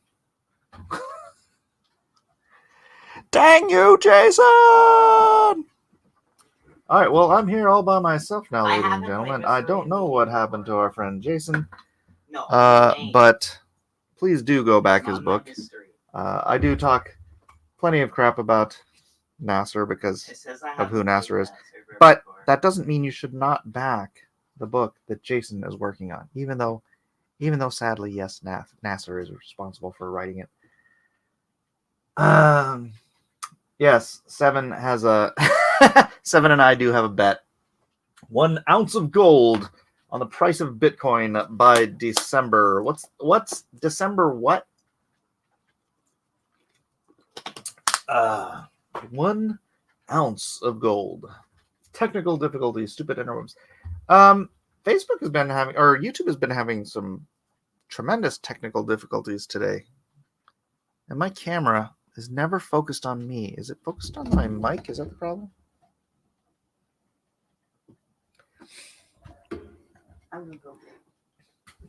I don't know what it's focused. Is it focused? Should be focused. Forget it. Forget about it. All right. Mike absconded with Jason's stream. It's. Is there no low that Mike will descend? No, clearly.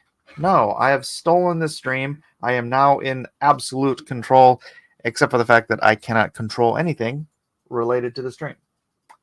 Technically, December 31st, 11:59. Mike locked me out. I couldn't get back in. Thanks, Mike. Out, Oh, you're my friend. Haven't you heard? I have no loyalties. Dag nabbit. Nasser was right. Nasser's never right. That Nasser.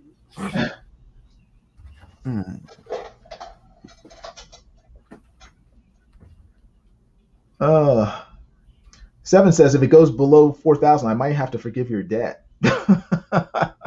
Below 4,000. Sheesh. How's Dogecoin doing? That's what I'm worried about. I don't know. I don't pay attention to that. What, Mike?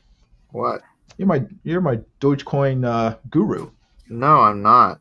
You're the person I go to. You're my go-to guy for Dogecoin. Trash. Doge is trash. I will not be backing Doge. Actually, there's a possibility that Doge is doing some development, but I haven't seen it. And even if it does, I really don't think I would invest in it because it's already so high market cap that it's like I want things that are gonna, like, 20, 30, 50, 100x. I don't want. So what do you see out there right now that is the next thing potentially? Potentially, there's Utrust. There's Unlock Protocol. Okay. That's write these down. There's Occam Finance.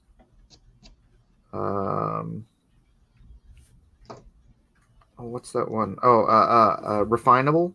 Okay. Refinable, I think, is a no-brainer because it's backed by Mr. Beast. Like, literally, he's one of the angel investors. And it's a NFT platform. So when Mr. Beast gets around to promoting and making NFTs, it's gonna go from. It's probably like under $2 right now. I haven't even checked, but I'm sure it's under $2 because of everything's down right now. But that I can easily see going, 20, 30, 50, 100x.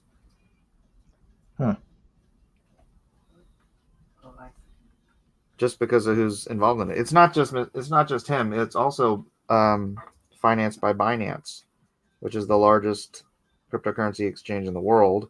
And so it's not currently listed on Binance. Right. But when it is finally listed on Binance, that will pump up the price like nobody's business. And that when I said Unlock Protocol, that's actually backed by Coinbase Ventures. So it's currently the market cap is like expanded. Actually, I couldn't tell you what it is right now. Probably like between 10 and 50 million, maybe. But dude, if it gets on Coinbase, which I'm 90 to 90% sure it will be listed on Coinbase because, like I said, Coinbase Ventures backed it. They're one of the backers, right? One of the investors, and they don't invest in a lot, and they don't invest in stuff that they don't tend to put on Coinbase eventually. So once it hits Coinbase, it'll probably be at least $1 billion market cap. Wow. So say it's at 10 million now, that would be 100x. If it gets to $10 billion market cap, that's 1,000x. So Wow. Oh. Okay. yeah. So I think that's a really good one. Yeah. Yeah, I There's gotta. a few more. I am not a financial advisor. Nobody listen to anything I say. Right, Seven? Yeah, Seven. I got to work on my investing muscles. Strategery. Your investing strategery. Yeah, because right now my investing consists of nothing more than funding my IRA. Oh. So it's like bare minimum. Hey, I finally agree with something Seven said. He said Doge is a flippin' joke, and Elon's an even bigger joke to call it the currency of Earth. Amen. You know what? I was shocked when Elon Musk went on to Saturday Night Live, and he introduced his mother. Did you see her? No, I didn't watch it. His mother's a freaking supermodel. What? She's like gorgeous. I was like, who the heck? That's his mom? What? Did you see that picture of him bald? Oh yes, before he got his implants. Does he or does he not look just like Mecca McCheese?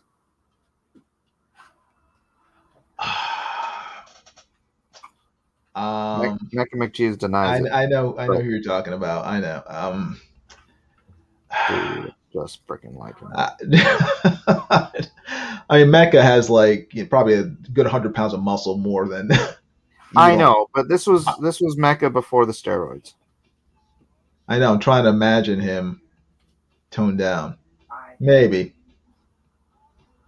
Spitting image, Jason.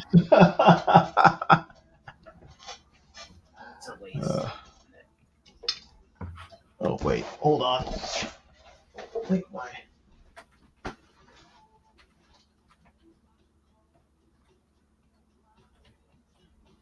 There we go. That's better.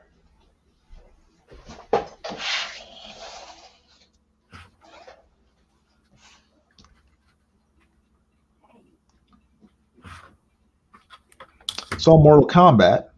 Mortal Kombat. So on Sunday, went to my friend's place, and it was could have been better. By the way, Raythulu has an answer in the chat. The answer is yes. Young Elon looks like Mecca. Thank you. Okay, I will take his word for it. What, you weren't going to take my word for it? Thanks a lot. Well, I need confirmation. Dang, that's messed up, yo. But yeah, I mean, it could have been a really good movie, but it was just, I don't know. It was horrible. It wasn't horrible. It was just, come on, it was horrible. I'm watching it and I'm just like, they had so many opportunities to make it great. I mean, the first problem was that they created the main character was someone they made up. It wasn't like a character from the game. Oh, that was their first mistake. They should have just focused on game characters. And then there was very little actual martial arts in the film. So wait, the first mistake was not making a movie based on a video game? So yeah, that was the first mistake. Right. They should have just like jumped in and embraced it. I mean, in some ways, there were a lot of cool things in the film. I mean, a lot of nice nods to things in the game, like some of the catchphrases, the fatalities were cool. Some of them were cool.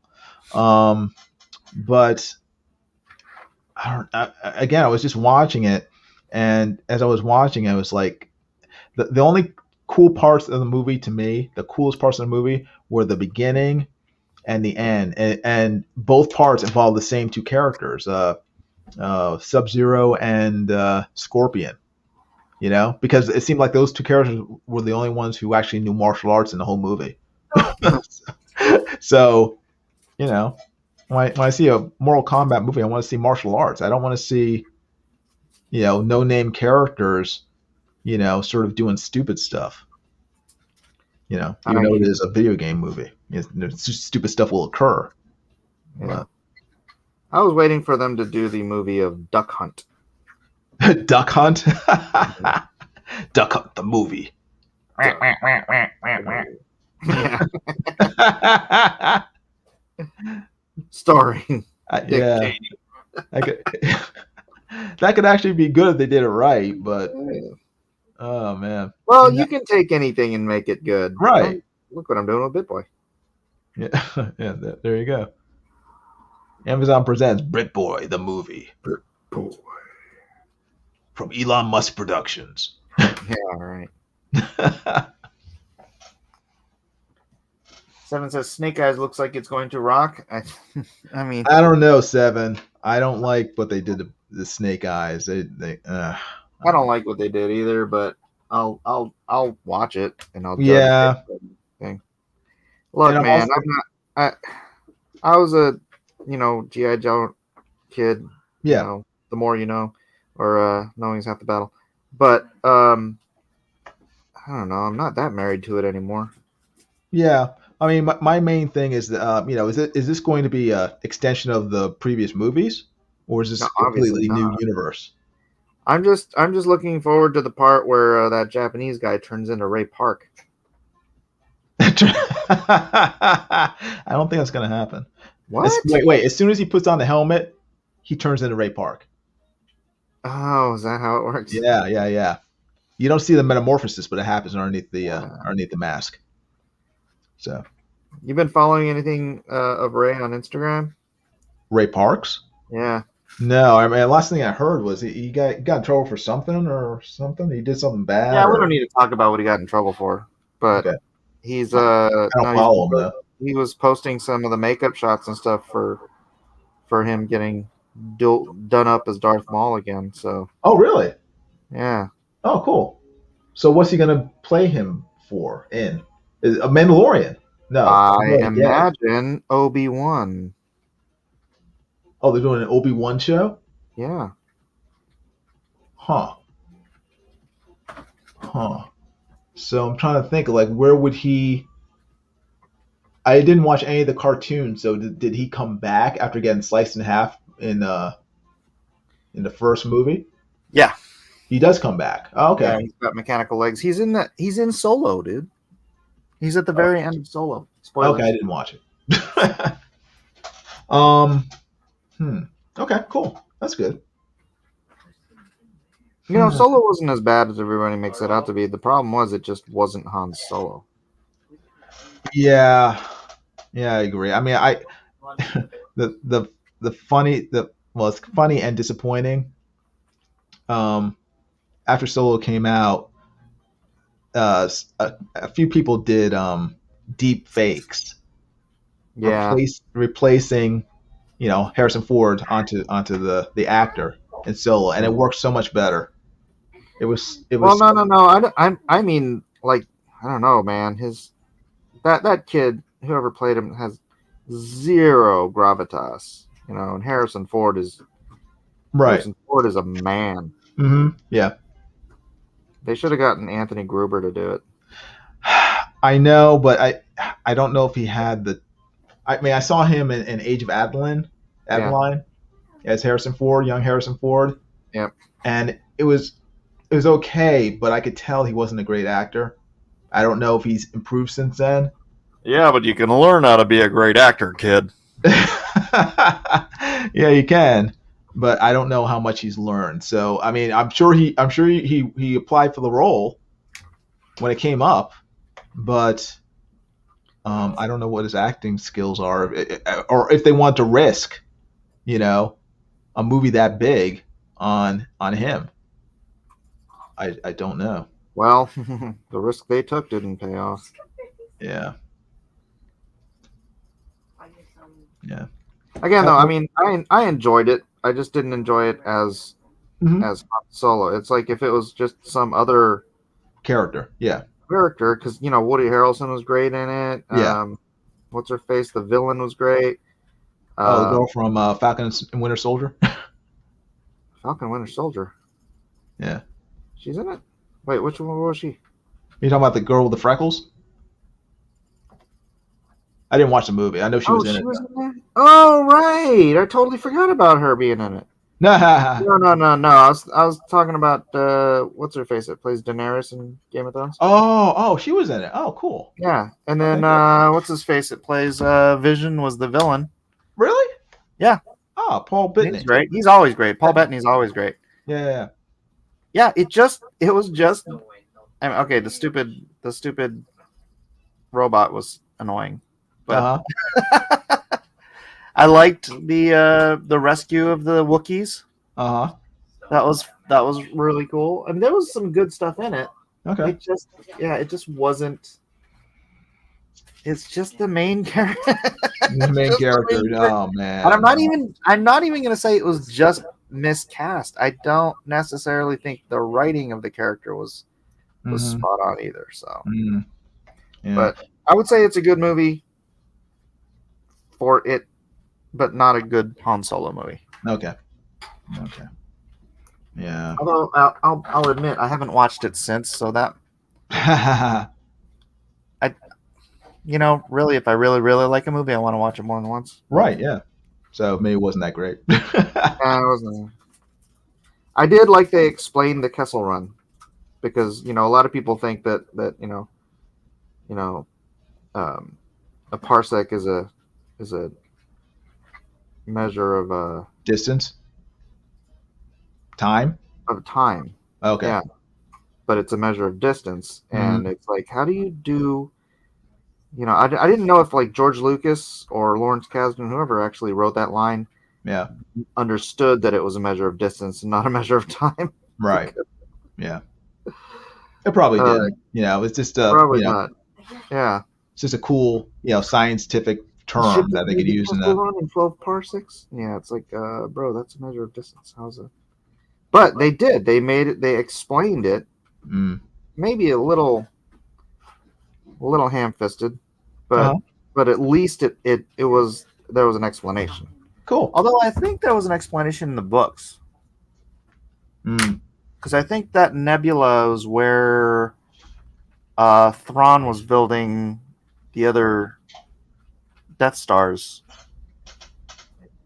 Unless I'm misremembering that. Anybody remember that? The Thrawn trilogy? Yeah, I never read the book, so. Yeah.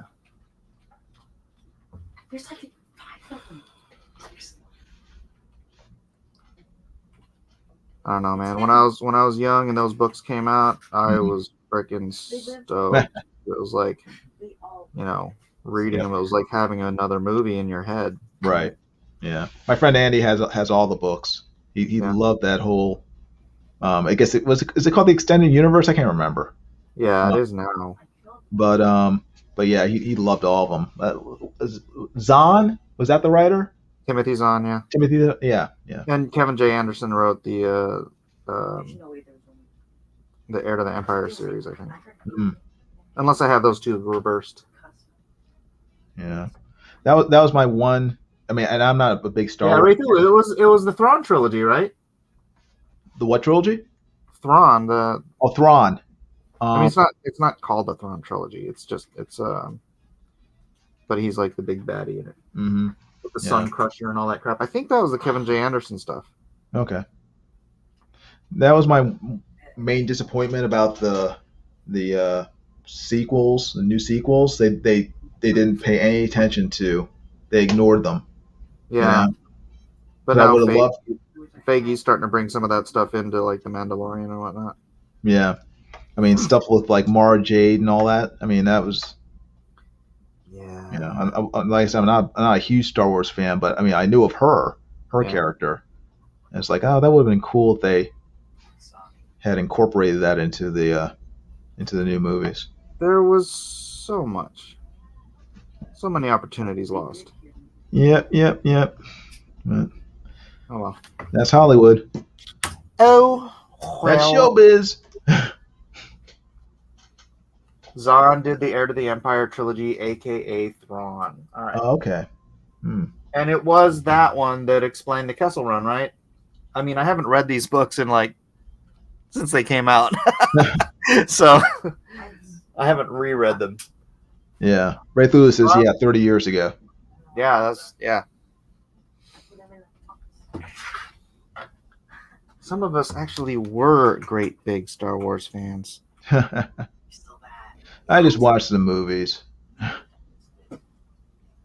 So did some of us. Yeah. Actually, that was one of the first movies I ever. Was it? It was one of the first movies I ever saw. Yeah. It was. We saw it at drive-in. It was a double feature between that and Saturday Night Fever. So stayed away for Star Wars, and as soon as Saturday Night Fever came on, I passed out. It's like, this is boring. I'm sleeping. Yeah. You can't tell by the way I move my walk. The Admiral Thrawn is DED. What is DED? DED. I guess dead. That's what I'm going with. I mean, they're bringing him back for The Mandalorian season 2, aren't they? Or maybe, I think they are. You know what I remember seeing when I was a kid, but I never bought them, was the they had a paperback of Han Solo and Chewbacca novels. Oh, really? Yeah. I remember seeing them at 7-Eleven of all places. 7-Eleven? Yeah. I didn't even know they sold books. Well, no, they sell magazines. But it was while the movies were still out. It was probably between Empire and Jedi. Uh-huh.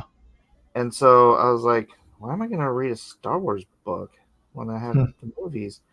But then the Thrawn stuff came out after the movies. There was no. It was like, there's no Star Wars. No Star Wars is coming out. Yeah. I'll read this book. Yeah, I don't know why I wasn't more into it. Because I had a lot of friends who were like really into Star Wars. I mean, they would spend all their time drawing the characters, like, and I would just keep drawing Superman and stuff. Like him, during class, they'd be drawing like, Salacious Crumb and stuff, and like, I guess he's a cool character, but I didn't really, like, Yeah, my best friend back then was Brian Gibby, and he lived right down the street from me. And dude, he had all the Star Wars. I only had I think I had the TIE Fighter. My brother had the X-Wing, and then between us, we probably had like 8 or 10 of the figures. My dad would just not buy these things for us. But my buddy Brian had freaking everything. It was so awesome. So we would like go over there and play, and I'd bring my stuff, and then he was, I mean, compared to me, he was huge. He was my age, but he was freaking like huge. He's the guy actually that broke my collarbone. Oh, yeah. But we used to play Luke and Yoda, because I had this tree that it was like one of these trees that it's not like a willow, but it had those branches that just kind of come down and sweep down. So it looked like it was one of the swamp trees in the. Oh, right, with the Spanish moss, yeah. Yeah. So we would play Luke and Yoda, and it would be me on his back, like. Oh man. Memories. Good old days. Yeah.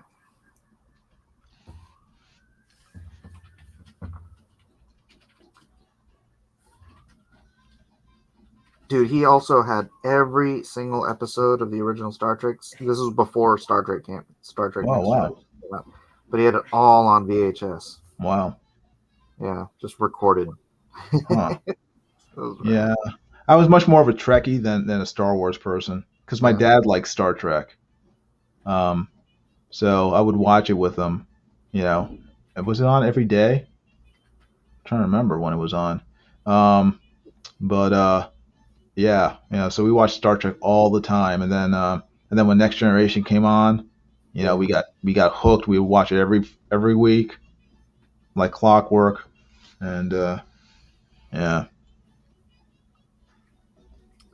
Yeah, bro, dude, I was so stoked when Next Generation came out. Mm-hmm.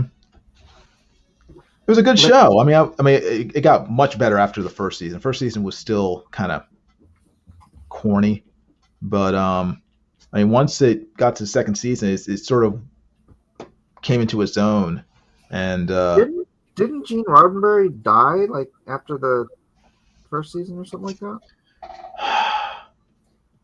I'm not sure how far into the series he passed away. I don't Somebody know. somebody in the chat look that up, would you? Hmm. But yeah, because it's after the first season, it stopped being like a sort of a copy of the original series, and it started to just. I mean, it was. Well, what I remember is that the first season. Okay, maybe this is what it was. It was that the first season was using a bunch of the unused scripts from the original show. Really? That were like translated into the new. Okay. Stuff. And then they kind of started with new stuff that Okay. Gene Roddenberry wasn't involved in. Yeah, because after the first season, they stopped the whole like the Oh, really right. obvious. Paramount removed Gene from the show after the first season. Oh, okay. Oh, they removed him. Wow. Hey, P Money, how you doing? Good seeing you. Money? Wow. Yeah, because first season it just seemed. I mean, they were using the same old sort of like obvious stage sets, of fake planets. And after the first season, it was just it started looking like a real universe, where they started filming outside for real. The aliens stopped looking so kind of fake. I mean, they were still fake, obviously, but How dare you? I don't know. It just really improved, and the storylines I thought were much. I don't know. I mean, I love that one episode where Picard gets zapped by some satellite, and he lives like an entire life. He experiences his entire life from the viewpoint of a person from the planet that satellite came from. All right. I mean, that was such a cool idea. He had a family, and I mean, it was just a real, and it's just, I don't know. That was an episode that even now I haven't seen an episode probably in 20 years. But even now, I still remember it. I still remember how it made me feel. I mean, it was just a really touching episode, and I've never felt anything like that from a Star Trek episode before that. Even the That's how original. Big Boy is going to make you feel, Jason. Okay, don't make promises that don't get me all excited, and then it's like he promised. You'll laugh, you'll cry, it'll move you. Okay, I'm better. It better touch me at least as much as a Naruto episode did. So. Well, it depends on the episode. Yeah. I still miss Naruto. Did you ever get into Boruto? I got into it to about 80 episodes, and I had to give it up. It was just 80 episodes. Holy cow! What was that not enough? I didn't get it that far, man. I was like, no, I'm at it. This is trash. I wanted to give it a chance. I was just like, come on, just the next episode will be good. Come on, just give it another 3 episodes. And it's just like, I'm out. I can't do it anymore. Yeah. I wanted to like it too. It's just, I don't know. It's just I just didn't have that option because I think what I liked about Naruto was that I just identified with him a lot more. The character that no one really likes, but he wants to prove himself. He wants to be acknowledged by everyone. The anime staple, yeah. That sort of go get him attitude. Whereas Boruto is just sort of like the spoiled trust fund baby, who's he pretty much had everything handed to him, and he's kind of ungrateful, and he resents his dad. It's just like you're just kind of a jerk, Boruto. You're not really someone that's like, whose adventures I want to follow. I mean, a lot of the storylines were interesting, but I just couldn't get into the main character. I was just like, he's too much of a spoiled brat. But maybe it's gotten better. Maybe I should check it out again. Sounds a lot like Jupiter's Legacy. Maybe. Well, yeah, he's not as bad as the character as the son in the comics, but it's yeah. I mean, I have to finish watching it because I want to like the show, and I should give it at least as much of a chance as I gave Boruto.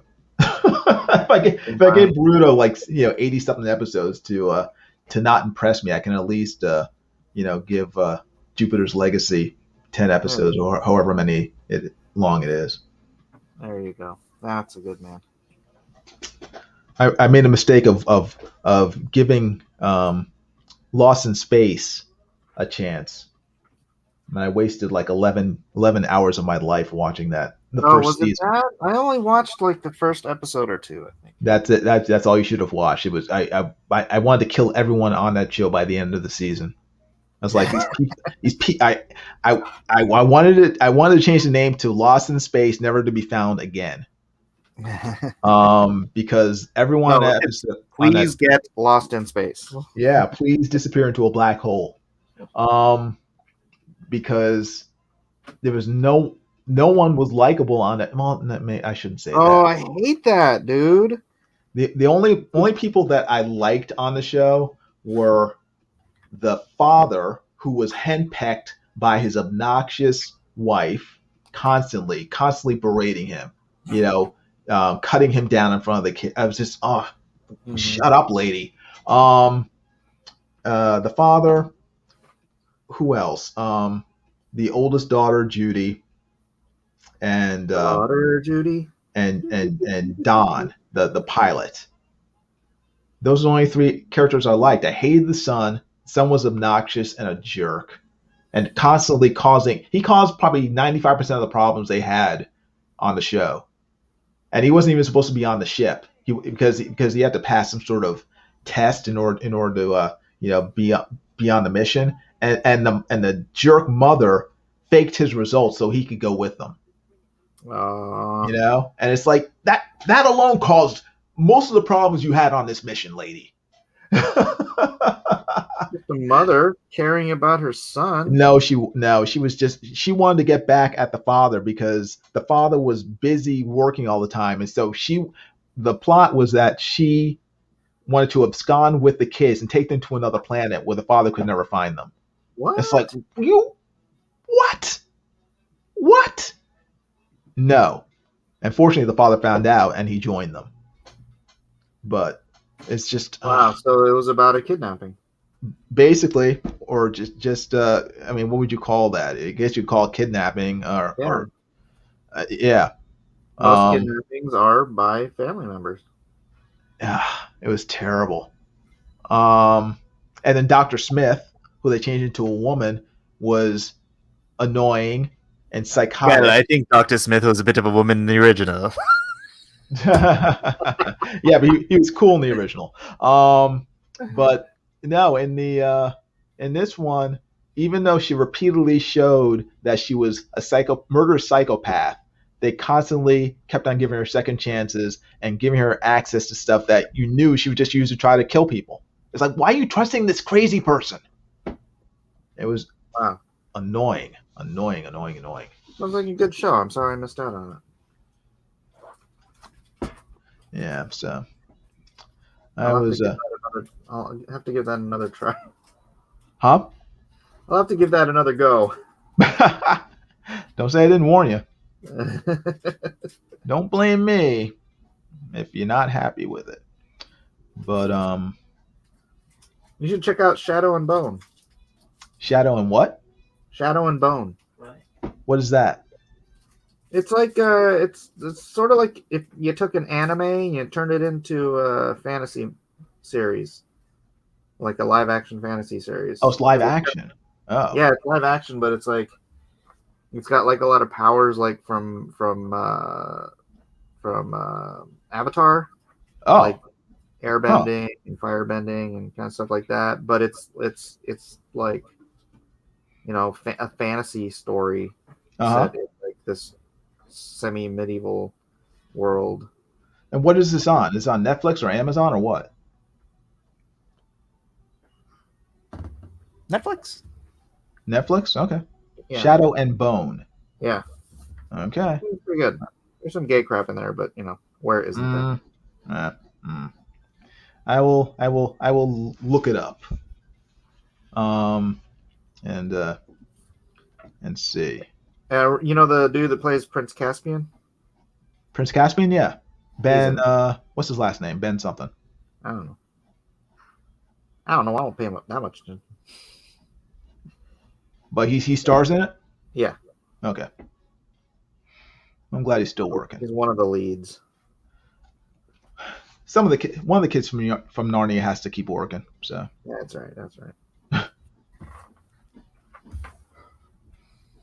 I'm trying to think if I've seen any of them since then. I always thought that Lucy had an opportunity because she was hot, but I can't remember seeing her in anything else since then. I saw it. This is on YouTube, but I've gotten hooked on. Remember Michael Rosenbaum from Smallville, Lex Luthor? Oh yeah, played the Flash on the Justice League cartoon. But he has like a YouTube channel called Inside of You with Michael Rosenbaum. Really?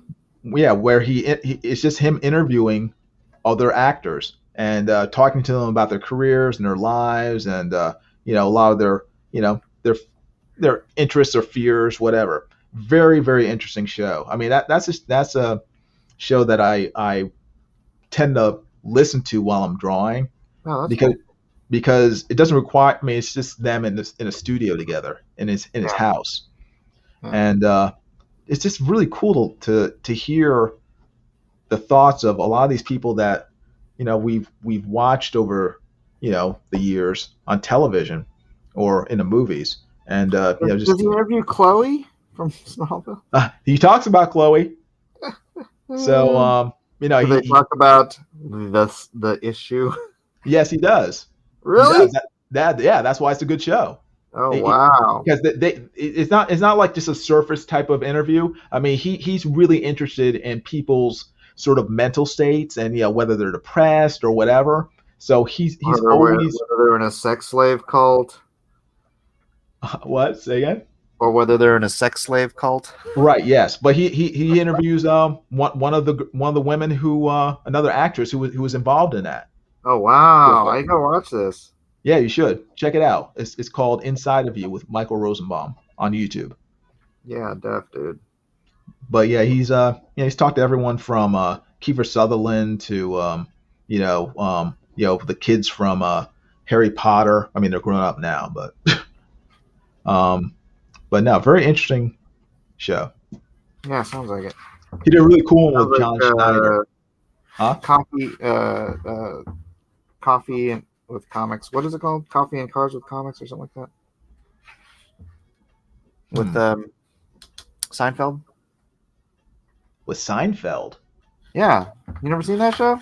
No. What's it I called? think it's called Coffee and Cars, Coffee and Comics and Cars, something like that. Somebody in the channel now. Huh. But he just like picks up these other comedians and actors and goes and gets coffee with them in one of his many cars. Really? Oh wow. Yeah. That's cool. Is it Cars and Comedians Getting Coffee or something like that? Wow. Somebody I mean, there's so much cool content out there that I'm if I happen to like wander into it, it's like oh wow, that's neat, but it's like I'm clueless about probably 99.9% of it. Oh yeah. That Comedians and Cars with Coffee. There you go. Comedians and Cars with Coffee. Okay. Or I think it's Comedians and Cars Getting Coffee. Is that it? Something like that. Anyways, that's the show where he was talking to Eddie Murphy, and Eddie Murphy let it slip how Sammy Davis Jr. was like a Satanist. What? Yeah, What? yeah. He's like, what's that statue over there? And he's like, it's Moloch or something like that. And I didn't show. I saw the clip on another thing, but it's like, what? Yeah, like your reaction's like, huh? Wow. Huh. Yeah. Okay. Interesting. Yeah. Weird, wacky stuff. It's like never meet your heroes, or try not to never find too much out about them. Yeah. Like Chloe. Damn it, Chloe! I thought you were the cute one. Yeah. Actually, I always hated Chloe. So. Yeah, but she was cuter than Lana. No, she was not, Mike. Yes, she Oh my was. gosh, you gotta be kidding me. Oh, he interviewed Lana, and she looks. Oh my gosh, she looks so good. She looks so good, and the coolest thing is that she has like a little gray in her hair now. It just makes her look cooler. Mm. Very Let's see cool. what the chat response is. See what the chat's response is to who is cuter, Chloe or Lana? It was Lana, of course. And was it just a particular quirk of mine? You know what it was, probably? Lana looks Asian.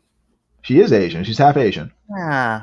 I know. I didn't like the. I mean, she's like, she's not redhead. You know? No, not that.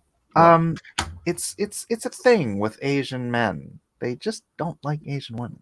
Why not? They're hot. Well, Ming Na. Because we had Asian mothers. Don't Jason. stop. I had a black mother doesn't mean I don't think black women are hot. Well, it's because you simply don't understand. You don't have to understand. Man, Ming Na. Whew. Just accept it. Oh man. But yeah. But yeah, if you have a chance, check it out. It's good drawing music. Yeah. Sounds like Mo. And chances are if you there's an actor that you like, he's interviewed them. Oh yeah? Yeah. And it's on YouTube, not on YouTube, yeah. Yeah. Is it like YouTube Red or is it just this YouTube, plain YouTube? Wow, so he just started his own channel and did that. Yeah, he's been doing it for a few years now. That's kind of dope. So yeah, I've never really been attracted to an Asian girl. Huh. Wow. Yeah, it was funny because I was in a car with a friend of mine, Terry. You remember when Terry used to come on? Yes. And he was talking about, he thinks Asian chicks are hot too. What is it about black men liking Asian women? I don't get it. But I told him that, right, about how Asian men don't like Asian women because we have Asian mothers. What? And our other friend David, who is Chinese, was in the back seat. I go, David, is that true? He's all, absolutely. Oh, stop. They beat the fear of mom into you. That's funny. Just saying. No, I am an equal opportunity, heterosexual. Saying, dude. When you see Asian dude, 9 times out of 10, who are they dating? Not blondes. Asian women. Yeah. Anyone else? Oh well, more for us, more for the rest of us. None for you, young man. Well, I'm married, so that's what I meant. Vic says, "Well, I don't like Mexican girls." Also, I think it's a natural. It's sort of a natural hold on. thing. Dillard's here. Hold on. Oh, my stars and garters. He piped up in the chat, so I noticed him. Hey, John. What up, Jason? What up, Mike? Good seeing you. What up, Bill? You know that's not true, Jason. You know that they don't like Asian. You black guys like the fat girls. That's what you like. Like I said, I'm equal opportunity. Every time I see a interracial couple, it's always a black dude with a fat white chick, and for There you some go. reason she's driving. What's up with that? Because we make her. Or is it because you guys don't got licenses? No, that's never stopped anyone. Oh, Licenses are simply technicalities. where's your campaign at right now? Oh, okay. Let's look. So busy drawing, talking about nerd stuff. Nerd Where's the stuff. campaign at?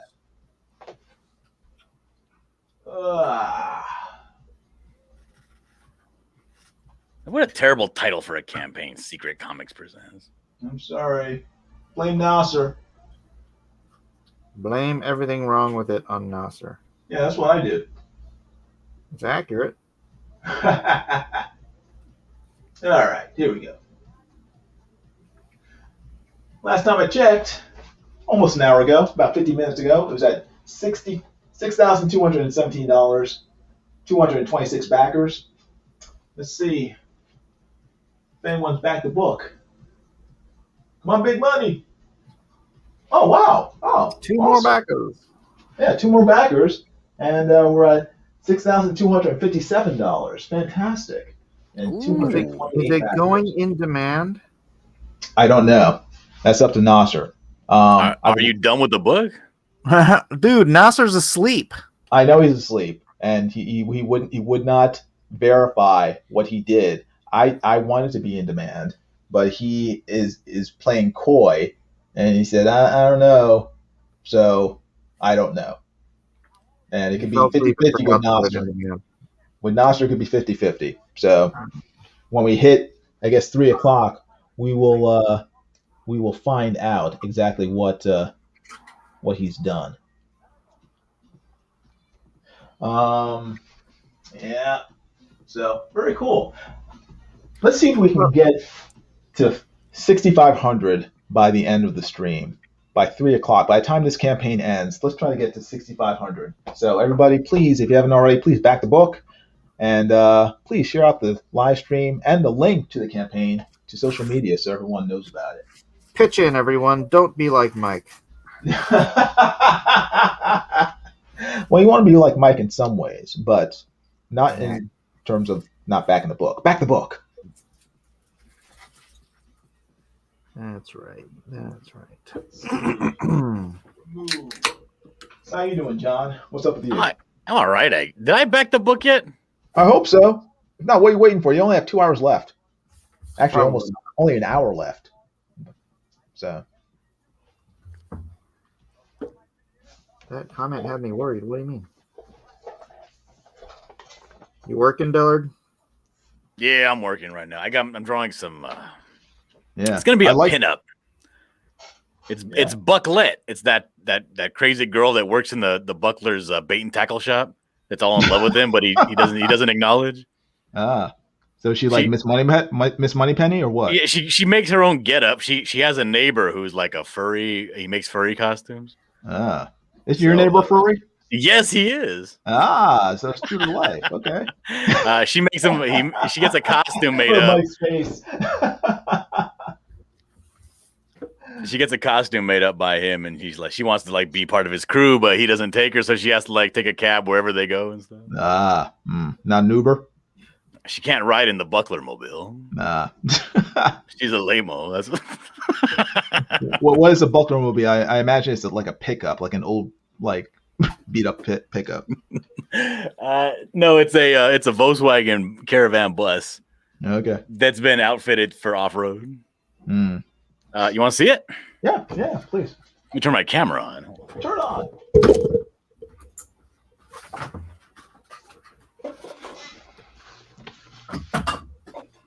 I got my buddy to make this for me because I needed a little model so I could have it at different angles, Yeah. And I'm not great at drawing freehand cars, So you made what, 3D model? No. It's a like a little model kit you get at the store. Oh, okay. So let me turn my camera on here. Camera. All right, here I am. So here it is. this is I took the door off so I can get the inside out. Ah, cool. Nice. So this is it's a 50 caliber mounted on the rooftop of it, which is empty at the time. Oh wow. That a 58 VW? Yes, it is, except that he took off the bottom part of a Dodge pickup truck, like a 74 Dodge. He did a little kit bashing so that it could work that way. It also got some exhaust on the back. Look at that. Oh wow. Is that a 21 window or? I think it is, yeah, because it's supposed to have all the tiny ones on top and everything. Yeah. Nice. I told him because he was having problems finding the real old classic one, like a model of it. I said, you know what? It doesn't really matter what it is as long as it's a VW Buzz. I don't care. That's cool. So that's the Buckler mobile. This, however, I'm still waiting. This Volkswagen symbol is going to get replaced. I had a guy model 316. Yeah. He mocked me up and did a 3D print of it's actually a skull with two cross pistols and moose antlers coming off the side of it. So that's gonna get glued onto the front there. So it'll be pretty great when it's done. It'll be fantastic. That's right. That's great. Very cool. So for now, I just got to use my imagination when it comes to the the grill. Yeah, that's funny. So she don't get to ride in that. She has to ride around, in a cab. Mm-hmm. And usually when she shows up to wherever they're going, she's too late to make a difference. I'm going to change her gun though. This is the thing. I have a hard time finding good files of like 3D guns. And I like to use photo reference. Right. Yeah. Especially these mechanical things like guns and cars. Same with me. I'm not good at drawing. I'm not good at it either. I need definite reference whenever I draw something like that. So Mike's like doing it out of his head. We all can't be Yeah, like I Mike. don't get it exactly right though. That's why I kind of made up my own guns. Yeah, but you make it look convincing. That's the thing. It doesn't have to be exact, but as long as you can draw it so people don't look at it and say, that's not a gun. Like me. That's a poster. It's like I draw a gun. It's like, yeah, you need to look at a picture. Okay, so here she is. This is her. Hold on. Let me make you full screen. So, but that's not it. So she basically has the same costume as the Buckler, except she has her ponytail, like a little window cut out in the back of her cowl. And she also got a boob window. All the best characters do. But she wears the same getup as him, same gloves and everything. She's just wearing a leotard. Okay. Show the picture. Oh, wait, here it is. Hold on. There we go. Oh, nice. But I don't know. She ain't finished yet. Right. I'm gonna change the gun. I wanted her to have like some little two of them, little like James Bond PPKs. Right. But I think I want to change that because the whole feel of the book is a little bit more noir. I think I'm gonna have her have one of those detective snub nose revolvers. Mm-hmm. Maybe two of them. Oh, cool. Very cool. Now, what? You probably don't want to give it away. What's her? Does she have powers like the Buckler? Or? Not at all. Okay, she's just a wannabe. Just a fangirl. She's just a groupie. Yeah, She's, basically. Gwenpool. What? She's Gwenpool. Gwenpool. Yeah. Yeah, she's not cool at all. And the thing is, she's super in love with him, but he doesn't want to give her the time of day because she's like young. She's only like 19, and the Buckler's like pushing 40. Oh, right. Yeah. What's going on with her pinky? I erased it because originally it was going to be. Oh, you had it sticking out. Oh, okay. Yeah, but I didn't like that. She only has 3 fingers. Yeah, it was supposed to be like this, right? But like it didn't. It wasn't coming out right. And I did my hand the same way, and the pinky actually, if you have your hand like this, kind of comes in a little bit even. And I really didn't like that, so I'm just going to put her finger down here with the rest of them.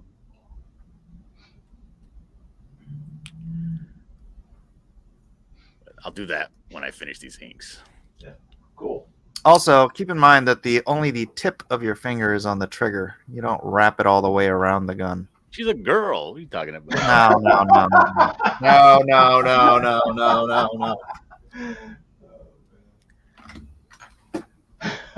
Every time I take a girl shooting, they always do the same thing.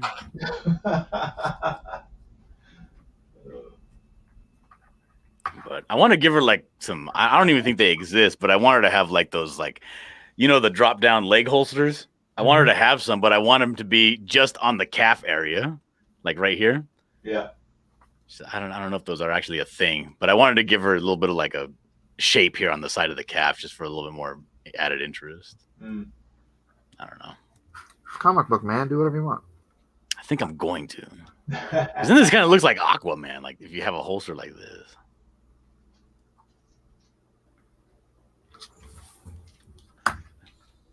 I don't know. I'll figure it out. It's not important. It's not important. It's important, but What's more important is the Buckler video game. oh yeah, I love that animation you did. Very cool. Yeah, it's going to be super great after I spend 700 hours working on it for one half of one level. Well, you did that one, that one sort of pausing, animation. Look cool. Stance Yeah, animation. that idle animation. Yeah, look cool.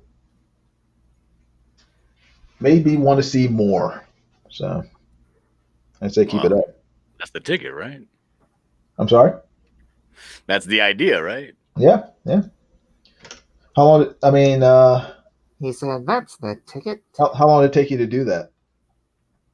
The original. I know you did several different versions of it, but the initial animation. The initial one took me almost a full day just to do the 8 frames. Okay, so it's 8 frames. How many frames total when you finished? Whew. I think there's supposed to be 35 different animations just for the Buckler. Right, yeah. And that's not counting his 3 special moves are going to be separate, because those are going to be multiple, like especially like his final one, which is the stampede, where the antlers pop out of his back and he runs across the screen, and also a herd of moose come out and run across the screen as well. Oh, wow. That won't take any time at all. Well, the moose will just copy and paste the moose. But it's gonna be like a unique thing going across the whole screen, so that's gonna probably take a real long time. Wow. But I'm doing it like I want it to look like Streets of Rage 4, the new one. But there's no way I can make it that buttery smooth. I don't have a team, but the animations themselves can be as good as you draw them. You're not like restricted with like polygons and stuff like that. When Right, you're using yeah, a different kind of, like I'm making a different kind of game.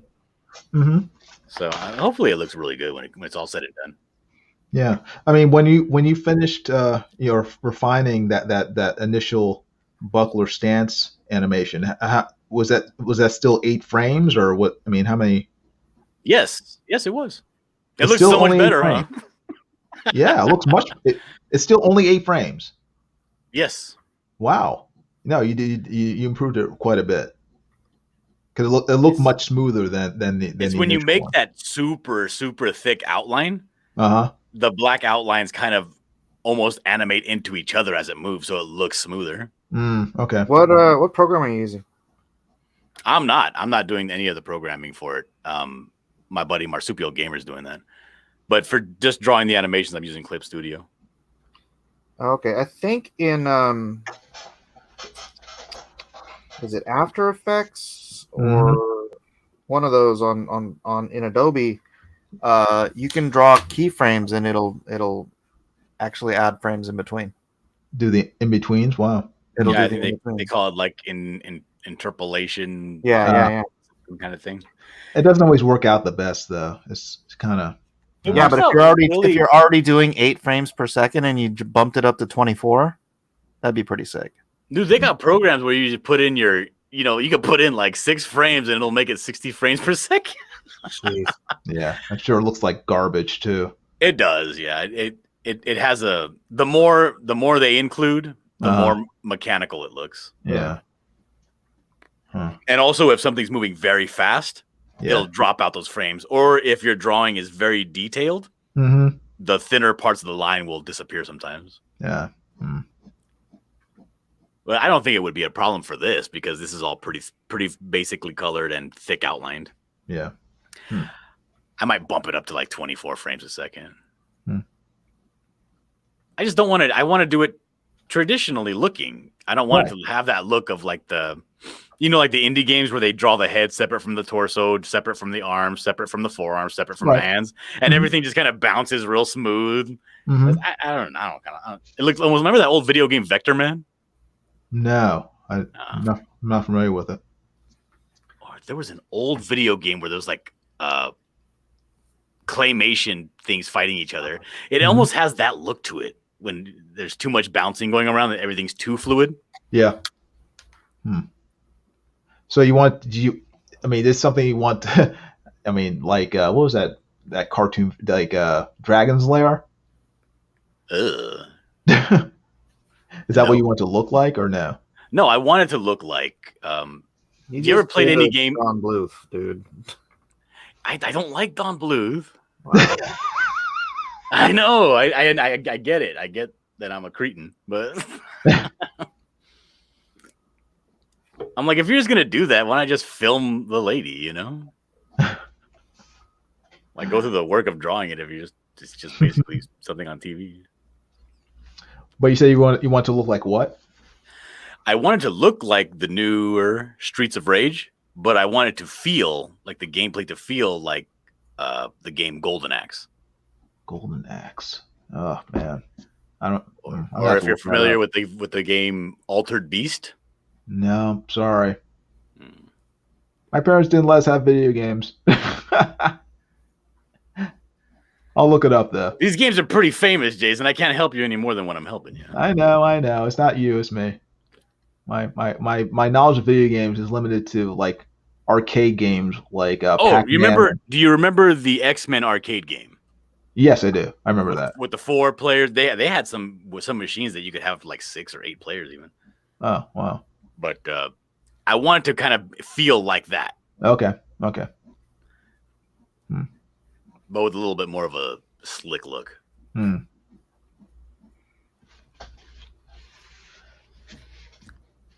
So how? But that's in the future. It's gonna take me a while to render these, and I gotta render out the bad guys, and every bad guy has to have a punch and a crouch and a jump and all that garbage. Funny. So how's the Buckler doing in general? He's doing all right. I got 5 pages left to color only. Oh, good. Very good.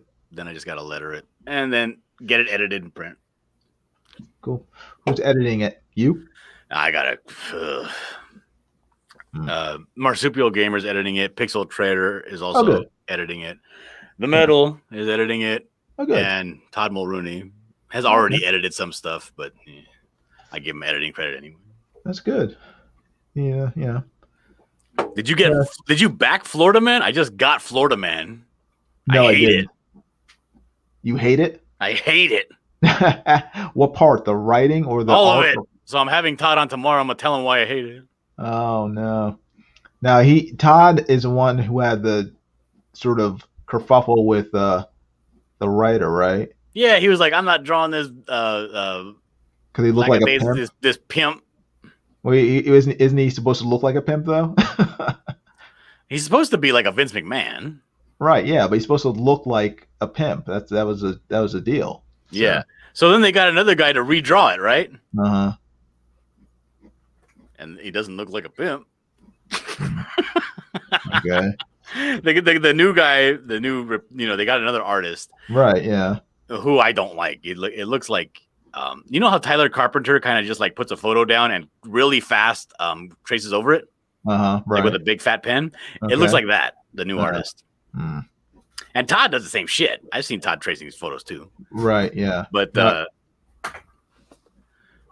don't know. It's like they went from that style to a much, much, much less detailed style. Mm. That's a shame. And it's all interspersed in the book. It's not like you get to a point and then from here on out it's a new artist. It's like all right. It's like some panels of the page and not the whole page. No. Yeah, I got you. Huh.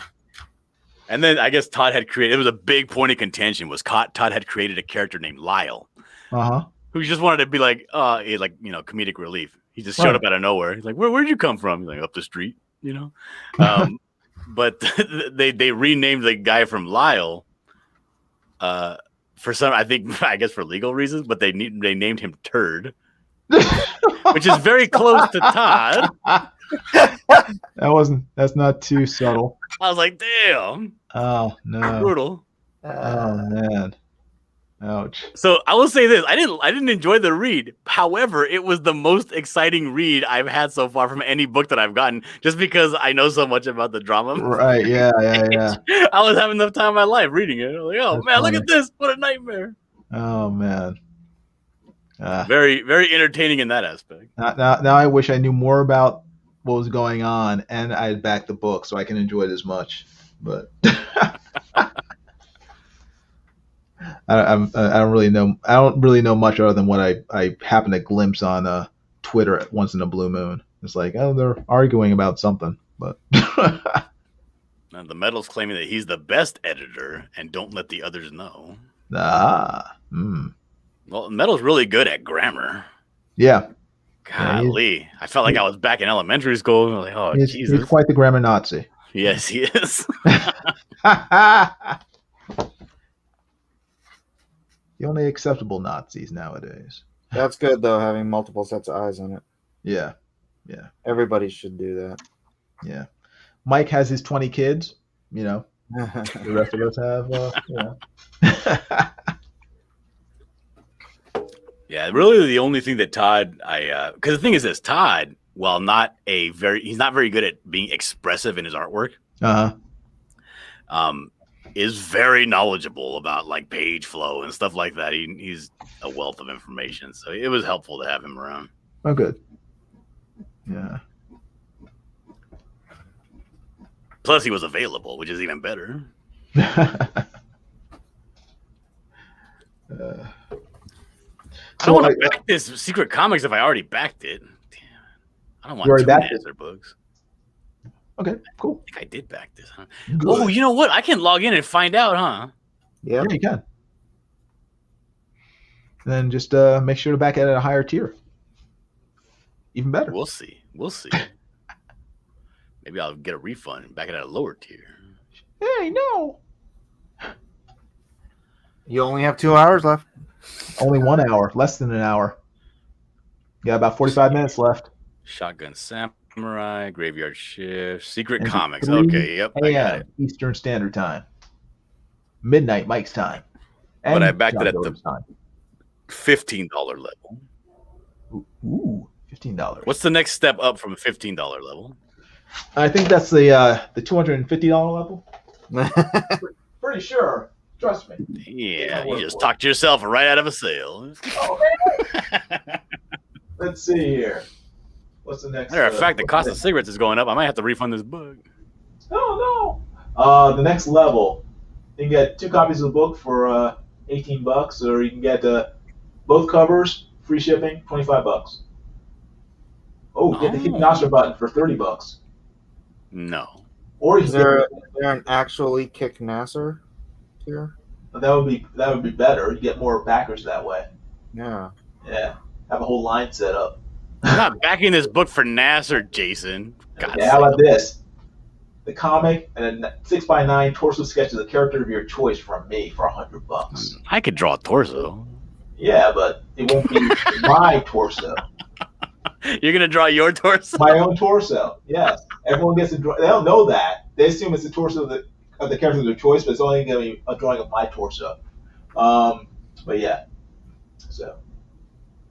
Or probably the best thing is here, the featured tier, thank you page, your name on the thank you page, and you get a copy of each cover comic. 2 comics, and your name on the thank you page for $55. I thought two comics was $18. Yes, but you don't get you don't get your name on the thank you page. But you'll type my name on a page. Yes. And then it's more money. You'll be immortalized. long after you and the Buckler have turned to dust, people will still have copies of Secret Comics Present, and your name will still be alive. I don't mean to laugh. That sounds like a fantastic deal. Everybody would be a fool to not get that. Exactly. Get the featured tier and be immortalized. Was that feature tier your idea? No, that was Nasser's. Yeah, I figured. I don't know. I don't know if I want a book that has soy rage in it. Well, it's too late. But just think of it this way: soy rage is on the devil's toilet, so it's not exactly a high. So she's high in honor. his bathroom while she's talking to him. Well, it's hell. You know. Yeah, it's all his bathroom. Yeah, the whole place is his bathroom. That's his main throne, though. The devil's is his toilet, so it just really stinks. All the worst people end up on his throne. Who is this guy with a beard? He looks like somebody I should know who it is. Who, this guy? Yeah. That might be Donald DeLay. I'm okay with that. Wait, are you saying Donald is in hell or deserves to be? Well, it's a drawing, so I don't. 'Cause I'll tell you what, dude. One time at DC, I had to draw. Oh no! Wait, was this DC? Yeah, it was DC. Yes. I had to draw a scene of Superman in hell, Oh yeah. and I drew Gandhi in there. But Drew who? Gandhi. Oh, Gandhi. Gandhi, that unchristian heathen. Yeah. Well, I mean, the guy was responsible for like tens of thousands of deaths. Nobody ever mentioned it. Mike. DC had me remove it. I can't believe that. I can't. Mike. What? Mike. There are no sacred cows here, man. Mike.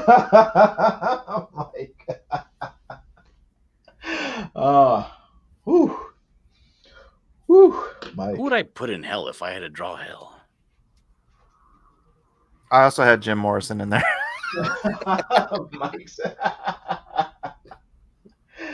Oh no. If you had your pick, Jim, and you could put anyone in hell, who would it be? Who would? This is why I always say everyone should get on their hands and knees and thank God that I'm not God, because He is far kinder, more merciful, more forgiving than I am. There would be a lot of people who would be in a lot of trouble if I if I were all powerful. That's another good reason why there's no superpowers. If I had superpowers, it would not be pretty. Then I would probably also have superpowers, and I would stop your evil ass, Jason. I don't know. You might be on my side, but okay. Especially when I'm driving, I always imagine if I had telekinesis, there would be people flying off the side of the road for slowing me down like every 5 seconds. Bad drivers, boom, boom. They drive right and that into a was bush. probably one of the most resonant scenes from that trailer. Remember that movie where the kids get superpowers and the kid pushes the car off the road? Oh yeah, it was like I think everybody has had that like wish fulfillment, like kind of deal. Like, oh, I wish I could just get a car, just destroy it. Especially the guys that are like racing each other and they're going around everybody. I swear, like at least once a week when I'm driving, I'm like, oh God, if I had telekinesis, this person will like drive right into a ditch. But thankfully I don't. And they make it home in one piece. So.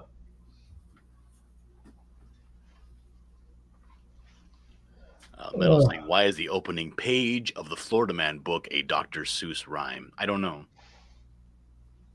Huh. That's interesting. I'm looking forward to getting what was it? Starblades. Kyle Ritter's book. Oh, I heard it was awful. I hear it's full of Great. typos and grammatical errors. Oh really? Yeah. Okay. Yeah, I heard. Yeah, apparently because he's deaf, that he's terrible at writing. Well, but Wait, so you're saying he can't read?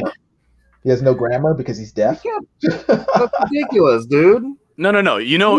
No, he can read, but do you know how he types, like when he tweets and stuff like that? That's exactly how the book is written. But didn't he have someone edit it? No. Nope. No? Wait. And Did apparently you- there's wait, like did pages and Ethan pages edit of it? just Wait a second. Flash. Wait a second.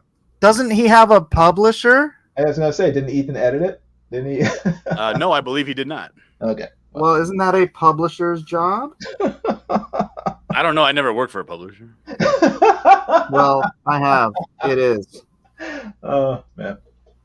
Well, I'm still looking forward to it. Yeah, so I can look at it for myself. It looks beautiful. It sounds I'm like hoping- Ethan's dropping the ball. Oh well, live Who and runs learn. Who runs All Caps Comics? Apparently nobody. Oh man. Yeah, I heard that it was like there was a bunch of splash pages with no Yeah. writing at all, and it's all visual, and there's So it's no like a real Nasser substance. book. Yeah, I guess it's basically a Sile. Except with and better art, maybe. Yeah, I still want to see it. That's one of the books I've been looking forward to the most since I backed it. Well, that Red Rooster, but besides that, I don't know. I didn't back it. It seemed to me like I didn't. I saw it and I was like, I don't care about any of these people. Oh really? Oh wow! I got a real remind me when I saw especially the animation of the video. I was like, oh man, that's like Thundercats. I gotta get that. Well, there's no I question love it's gonna be Thundercats. It looked nothing like Thundercats. I know, give me that same No feeling. question, it's going to be a good looking book. Yeah, You know, yeah. That's why I want to get it. I want to read it and see if it at least I don't want. I'm hoping for the best. So all the bad well, things. John just dissuaded you of that. well, no, because all the negative things you just said, if I read it and it ends up not being as bad as you suggested. Oh, okay. You want us to lower your expectations? Yeah. Just like really run it down. Say, oh, it's the worst thing ever. Oh, man. Well, I haven't seen it. That's just what I've heard about it. So, Okay. but John is confirming it for me. So, Well, I'll be the judge. So we'll see. 7 says, so how can Ethan or whomever possibly have editorial oversight? What? as the publisher, Yeah, you just look at the file. You read it, and then that's sort of the job of a publisher is to have you- editorial oversight. yeah, they send you the book. You look at it, and if you see problems with it, like misspellings or whatever, then you send it back. Say make these corrections, and then go forth. But Or I if all think you care about is it being a pretty book, then you can do that. And that's fine. yeah, well, I care about both, but I think I do with too. as Ethan publishes all these new books, the kinks will be worked out. Did you do this with your hands when you said that? No, I didn't. But yeah, I'm I was watching willing that. to I was watching that damn chat. What did he do with his hands? I didn't do anything. I'm just drawing.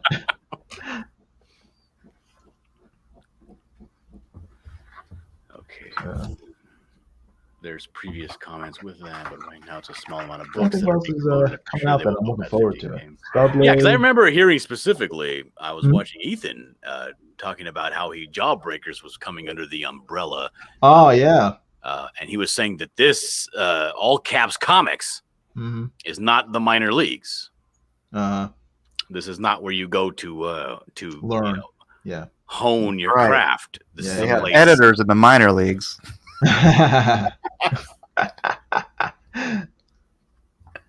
uh, Don't you bring none of that editing hood garbage with you. Gobbledygook. It really is Image Comics 2.0, right? yeah. I don't know. I don't watch like YouTube videos about like the history of comic books. I was too young when the Image thing was happening to know what was going on. Dang. Well, Lord. Image left. All these creators left Marvel, thinking they could just, make their own books. And some of it, look, Todd McFarlane's turned out to be a pretty decent writer. And I Eric Larson too, but a lot of these guys couldn't write their way out of a paper bag. Yeah. And unfortunately, because they couldn't write and they didn't know good writing from bad, so they just hired like their college buddy to write their books for them. And so that's why I have stacks and stacks of completely unreadable yet beautiful comics from the 90s. which seems to be the route. Well, I'll just leave it. What was Fathom? What company was that? That was Aspen. Was No, it no. Top Fathom was Top no Aspen. Oh, Aspen. Okay. Yeah. That was Michael Turner created his own company after he left Top Cow. Okay. I'm trying to think of something that I liked other than Spawn from Image. I liked Wildcats. I enjoyed that. But trying to think what else I bought. I bought. Well, I didn't really. I think the only reason I bought Spawn was because I did that one job for him. Yeah, during that time, I read like Animal Mystic, Creed, just whatever they had that looked really like Creed was an Image. 90s. No, I'm talking about just books in general during that time. Okay. It had to look very 90s and not 90s like big muscle skin suits. I wanted to see baggy clothes and big shoes, mullets. Yeah. Pouches. Something that I could slap on the bottom of my skateboard or something. You didn't know, Jason. I was radical. I'm not surprised. You struck me as a kid who'd be a troublemaker. So, whenever you see a sign that say no skating on the sidewalk, you'd be right there. Somebody take my picture of me skating right here. Messing up empty swimming pools all over California. No, I wouldn't. I would actually skip school and go fishing. No.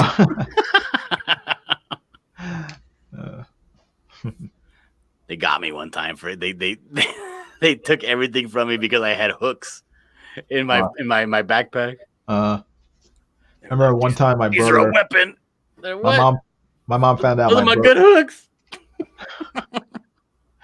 My mom found out my brother was playing hooky one time. I think the school called her because he had missed school for 3 or 4 days straight, and she's like, "Why did you miss school?" And she found out he was playing hooky. She tracked him down to his friend's place, probably like a mile or two down the road, and in front of all of his friends, she started beating him in the front yard. There you go. It was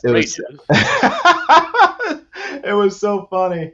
Oh man, that was terrible. It was awesome at the same time.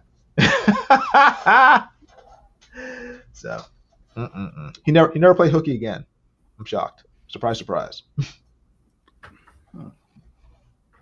I got in trouble really bad for skipping school, but then immediately I was forgiven because as soon as my mom came home, she made a beeline right for me and slapped me across the face. She still had her keys in her hand. Oh wow! So she cut my face all up. Oh my gosh! So she felt all bad, and I was forgiven. Wow! Felt all bad about the child abuse. Yeah. Sheesh. She instantly envisioned herself doing 5 to 10. She was like, "Oh, I'm sorry." So I went from oh damn, I'm really deep shit to oh man, I can do whatever the hell I want.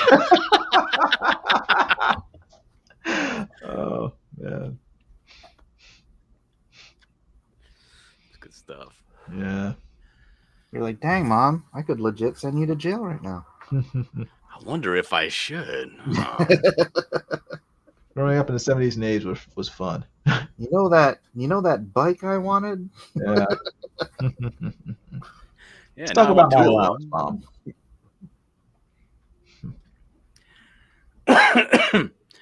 Let's see. 7 says that Ethan seems like he's acting as a printer and fulfillment service, or wanting to anyway.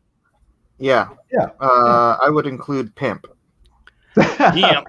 A pimp, not a simp. Well, I think he wants to be the next Stan Lee. So Sells it. No, that's not possible. Gotta keep them dope fiends higher than the Goodyear blimp. Sell it, fulfill it. That seems to be the service. But if he's calling himself a publisher, then that comes with certain accountability. Let's see. 7 says, to what extent would all caps assert editorial authority? Just grammar or also continuity? Well, there's no continuity. He just started the thing. Yeah, and it's their own characters. So, I mean,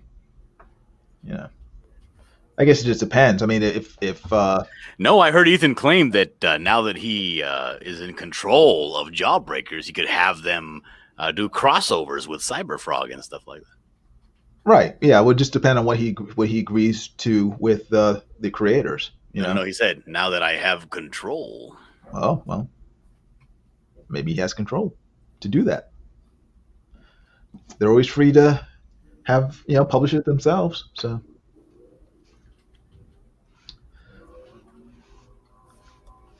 But yeah, it's been interesting watching all this stuff sort of happen. Really? How so? Explain yourself. Well, no, just seeing how all these different creators are evolving. How Ethan is evolving and changing and all this stuff. I mean, I've I was so uncomfortable. I was on a stream. I was on Nasser's stream earlier. Right. Yeah. Today.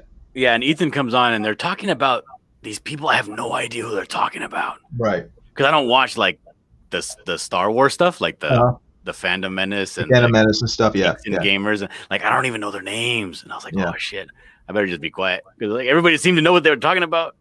Well, that's why I didn't go on until after everyone else left, because I'm not really a Star Wars person.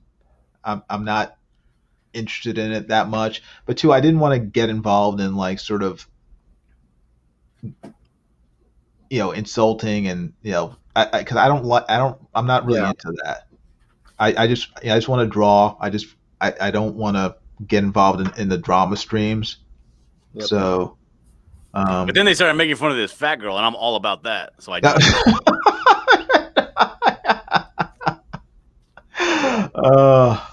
man. Dillard. What? My bumper sticker that says "No fat chicks." It wasn't telling no lie. That's funny. No, but it seemed like because I know a lot of people came. Like a lot of people that watch these streams, these comic streams, came from the other like Star Wars people. Right. They already had bigger channels. Yeah. And I thought that was really admirable when Ethan went out, was trying to like branch out and expose more people to CG from these other channels. Yeah, yeah. Just to kind of grow and grow and grow. Yeah. But I never really watched anything from those people. Mm-hmm. Yeah. I was in the dark. Johnny Dingleberg says, still awake? Yes, we're still awake. The campaign doesn't end until 3 o'clock, so we got to stay up until then. And, hopefully we'll break 6,500. That's what I'm hoping, but we'll see. And by we, he means him. Yeah, me. We. the royal we. Hopefully we will break 6,500. Slipstick says, good night, guys. I'm back. Have a good one. Thank you very much, Slipstick. I appreciate it. Have a good night. Make sure to subscribe. Now get out. Johnny Dingleberg says that's how he found you guys, through EVS's Tico toy reviews. Oh, okay, cool. Interesting. Some of those are really good. Yeah. My favorite ones though were the ones he used to do where he would just be on his iPad with his little stylus, reading articles. Yeah. I think I watched one. I actually laughed because I don't know. Huh? I don't have a lot of emotion or empathy. You took that test, didn't you, where you scored really low on empathy? I understand. Yeah. So I'm like, I don't really laugh out loud when I watch things. Right. The only thing, like, really, the only TV shows I ever laughed out loud sometimes were like Married with Children, and then Space Ghost Coast to Coast. Mm-hmm. And that actually made me laugh out loud that one time where he just got his iPad through the trash can. I was like, oh, that's good. Yeah. I like his drawing streams the best. Well, because I was staying with Mike. It's like if Mike's just like sitting there just drawing, he always asks us like, any other questions and stuff. It's like, no, just want to watch you draw. Yeah. So, but I love drawing live streams, and I guess live streams where I don't have to see what's going on. So probably the streams where it is mainly just talking because my back is to the computer when my drawing table. So Well, that doesn't make any sense because I like watching the streams where people are just talking. Because I Right. can't watch them draw because I'm drawing right now. right, yeah. I mean, I don't draw when someone else is doing a drawing live stream. I watch them, but then when I'm drawing myself, it's like I need like the radio on. So since my back is turned.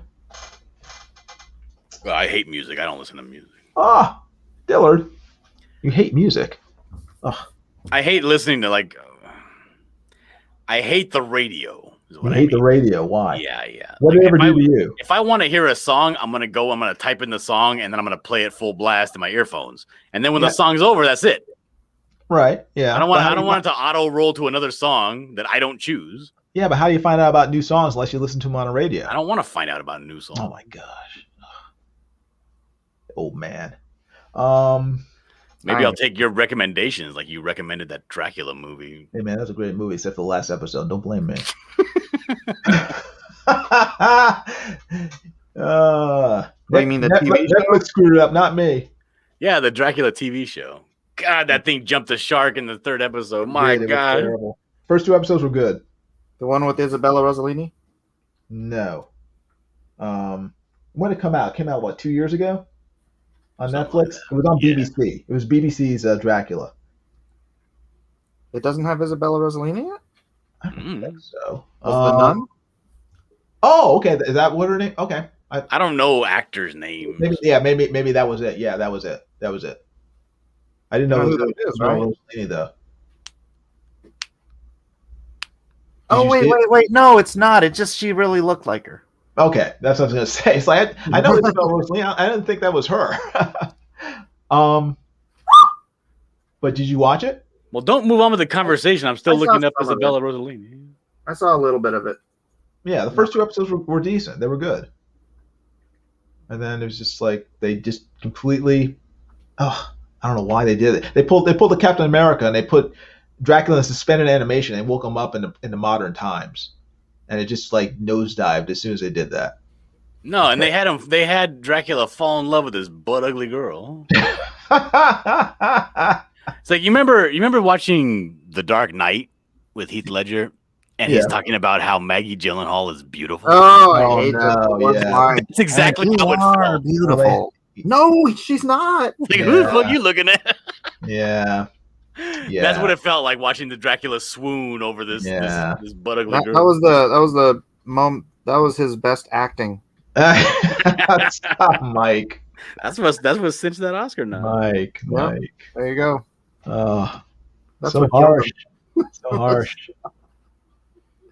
Not Maggie's fault. that she's hideous. It's not her fault, Mike. You mean it's not her fault that she's hideous? It's not her fault. I mean, it's not her fault. Pig, that pig face woman. Finish it. Yeah, I know, man. They could have had her play Penelope, and they wouldn't have needed any prosthetics. Oh, stop.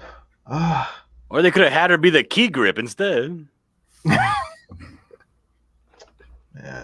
Man. They could have had her out hunting truffles. I disavow all this. I'm sorry, I don't feel bad for millionaire actresses. How did she get that role, man? Well, I think they just try to find someone who looked somewhat similar to. He looks nothing. Enough, you know. Who was Nothing. what was her name? She was the one who married Katie. Tom Cruise, wasn't it? Katie Holmes. Katie Holmes, yeah. What's she Cute as acting? cute as a button, Katie Holmes in some Yeah. things. Yeah. Katie Holmes is kind of yeah. Maggie Gyllenhaal looks like a tire that's been driven while flat.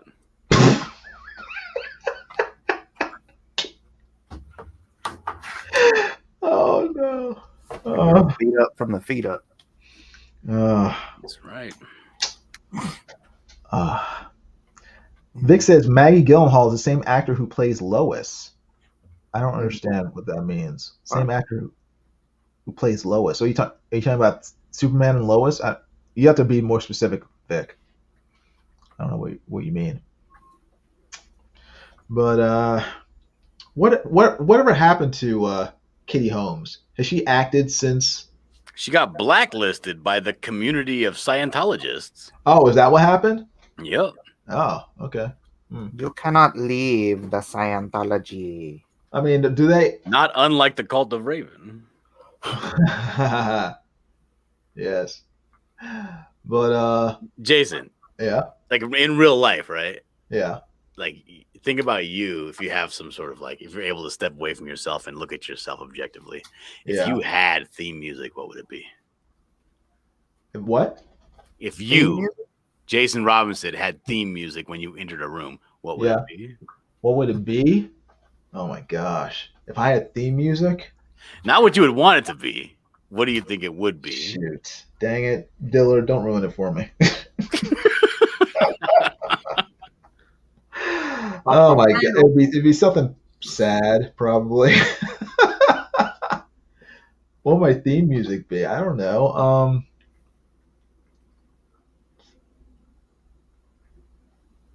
I have no idea. You're thinking about it too hard. I would want it to be the James Bond theme song, but Stop. it wouldn't be that. Sir Mix-a-Lot. I like big. It wouldn't be that either. Like somebody asked me that, and the first thing and it's so sad because the first thing that came to my head was the theme song for Bulk and Skull from the Power Rangers. Oh no! Whoa! And I was like, damn it, that is what I think of myself. Wow. Yeah, I don't know what it would be. I just know it wouldn't be something cool. It would be something dumb / goofy / lame. I mean, I don't know if I think of myself as being that, but objectively, I don't know. I don't know what it would be. I know I would want it to be something cool though, like the James Bond theme song. Which one, Goldfinger? No, the standard one. Dun, dun, dun, dun, dun, dun, dun, dun, dun, dun, dun, dun, dun. That one. So, yeah, exactly. Every time I walked in a room, that would be playing. And everyone would turn around and look at me, and I say, "Yep, How hi, fancy. how you doing?"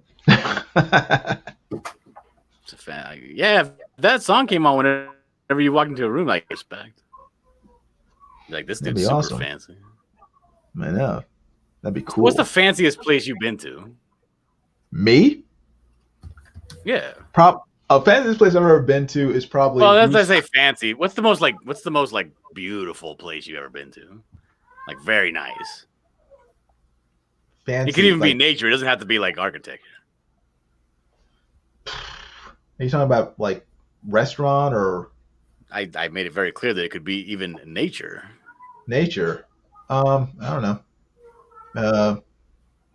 Jamaica? There you go. That's an answer. Yeah. Probably my dad's place in Jamaica, I would say. Does your dad have air conditioning? No. Because everybody who's been to Jamaica that I know complains about the heat, and nobody has air conditioning. Well, yeah, but the thing is that his house was directly across the street from the ocean. Isn't every house in Jamaica? Say again? Isn't every house in Jamaica next to the ocean? No. I mean, a lot of it's inland. So Wasn't that the joke in that movie when he's like, "Where in Jamaica?" He's like, "Right near the beach." What was that movie? It was Dave Chappelle that when they were all potheads. Okay, I didn't see it, but yeah, I mean that's because the ocean is literally like stark, like bright blue. It's like the clearest water I've ever seen, and just a view from. So you like tropical climates? No, I hate it actually. But you asked I me. have no desire ever to go anywhere like Jamaica, Bahamas, Hawaii. Well, I don't want to deal with any of it. It all looks really hot and uncomfortable. Well, I like those places. I can appreciate them, but I wouldn't necessarily want to live there. because I much prefer colder climates, or at least places that have change of season. So I mean, I live in South Florida. I've been down here for 40 some odd years, but Oh Lord. this isn't like my ideal place because it's so hot. It's so warm, like all year, and some people love it. I mean, it's a great place to live, but I mean, me personally, I mean, I prefer a place that has snow and that the temperatures can get like below 70. Yeah. Why yeah. do you live there? Because I was raised here, and then ever since I've just lived here, just mainly because of finances. Yeah. So it's a very affordable place to live for me. So, but I again, ideally, There's much cheaper places to live that have weather. Montana rings a bell. yeah, I understand that, but again, that involves the whole moving process, and it's kind of a headache. But I think both my wife and we don't want to spend the rest of our lives here. So I think we'd like to find somewhere else. Well, how that's much more life you temperate. think you got left? Say again? How much life? He's do you got think you have 110 left? years to go. I got all right? yeah, exactly. I'm not quite at my 111th birthday yet, so I'm aiming for that at least. Like me and my wife plan as soon as her parents pass on. Yeah. We're taking off probably in Northern California, if not Oregon or Washington. Man, come to Florida. It's a lot cheaper. Why you want to stay in California? It's expensive as heck. I don't know. California is the place you want to be. Meh. No thanks. I was like, I'm like reluctant to even visit there. I'm just like, no, I can survive without going to California. If I had my way, I would go to Tennessee. Yeah. That was probably the prettiest place I've seen in the U.S. Yeah. I mean, there's so much For in my the U.S. taste, for what I like. Humidity. In Tennessee. Yeah. Really? Everywhere in the South. But I don't know. In the mountains, I mean, where it's cooler, I would think that is not as bad. Well, if you're compared going from Florida, no, it's heaven. But if you're compared going from freaking California, it's hell. But I'm going from the Inland Empire of California, which is just Right. hot and Dry, desert. dry heat. Yeah, I get you.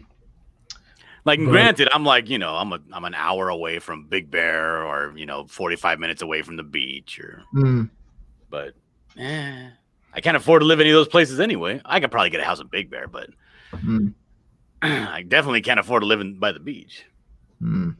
Big Bear had one of the last blockbusters in America up until recently. Really? Yeah. That's claim to fame now. Oh, it's gone now, but it was there just a few years ago. Now it's gone. Now there's only one blockbuster in the whole country, in the whole world. Wow. But I just wonder how to get restocked. there's a lot in the U.S. that I haven't seen yet, so I need to venture out more. Yeah, but Montana, Montana is gorgeous. I remember I was driving my truck, right, and I was going through Montana, and I just seen this big ass field, and I was like, I'm gonna take my break here, my lunch break. So I pulled over, and I got out, and it was just like a tide, like an ocean tide of just the freshest, coldest air. Wow. And it smelled so good. And I was like, God damn it. And then I drove just a little bit further, maybe about an hour.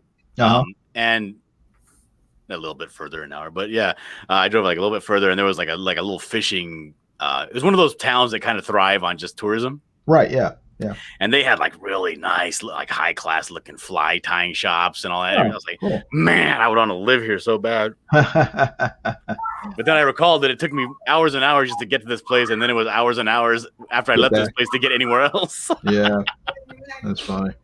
Yeah, when I went up to New York for a friend's wedding, this is well over a decade ago. I was driving up in the Finger Lakes of New York, which is more northern area of New York, and it's just beautiful up there. I mean, that's another place that, and I'm originally from New York, but it just really reminded me of like the sort of the areas that I grew up in, till we moved down here. But I wouldn't want to live in New York now because it's so screwed up. So, and again, it's so expensive that it just makes it prohibitive for us to move there. Do you think that you've been ruined by Twitter? Say again? Do you think that you've been ruined? Have I been ruined by Twitter? Yeah. Twitter hasn't made me any better, but I don't know if I've been ruined by it. Like, do you think that your outlook on the world now is very bleak, and you're so involved with your rights and your constitution that it's making you miserable on a daily basis? No, I don't spend that much time on Twitter. But my mom still lives in New York, so I mean, I hear stuff from her. My whole family on her side lives in New York, so I know sort of what's going on up there, especially. Kind of turn the clock back to the 80s, huh? Turn the clock back to the 80s? Yeah, in New York, like pre-Giuliani. Oh right, yeah, no, seriously, it's New York City, especially. I mean, New York City is basically been thrown back 30 years thanks to De Blasio. But Vic in your chat says that he would go to Thailand. Make sure to flag that account.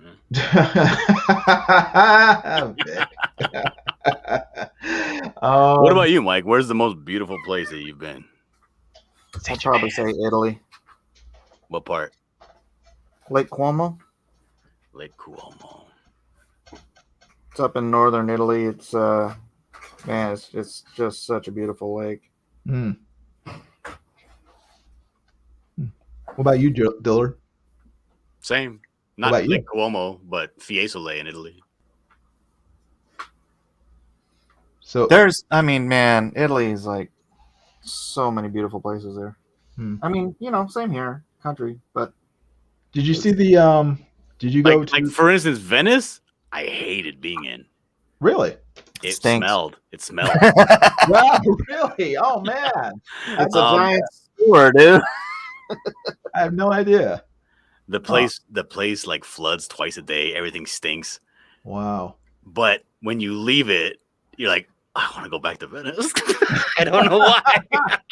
Florence was beautiful. That's where we were staying. We stayed there 3 months. That was great. Fiorenza. I love Firenze. Yeah, Florence was beautiful. Yeah, we went all over. I didn't go to Milan. I went to Pisa and a couple other smaller places. That's cool. Went to Sicily.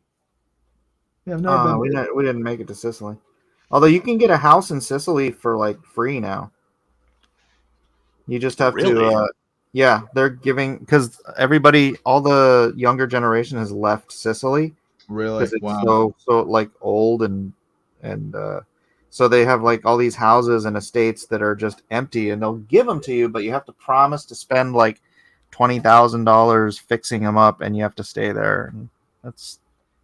But yeah, I'd do that. I know, right? What the heck? Sheesh. I mean, if I want to live in Italy, and I don't, but yeah, they do that. They do that every now and then here. I hear every now and then you'll hear about it where it's like, it's they give away this Victorian house or whatever, but you have to rehab.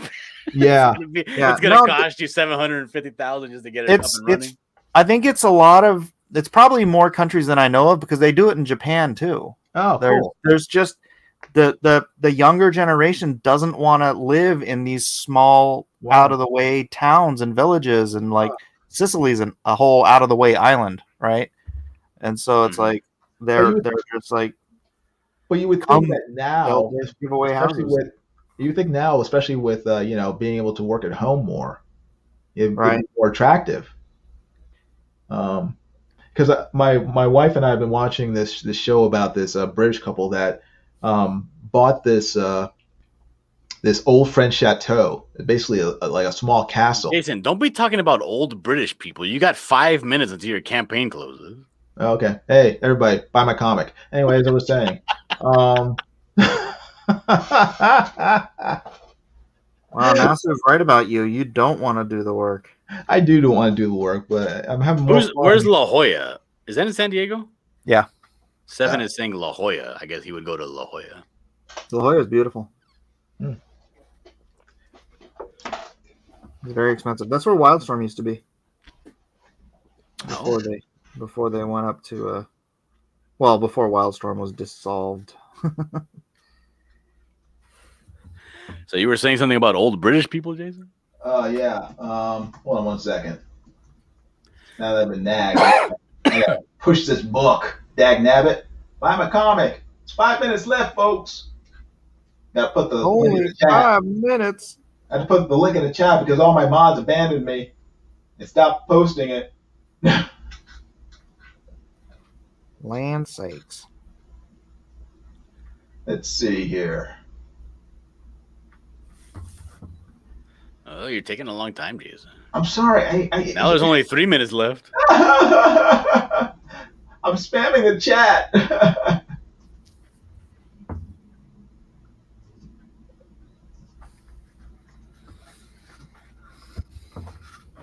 That's enough. That's it. No excuses now, folks. The link's in the chat.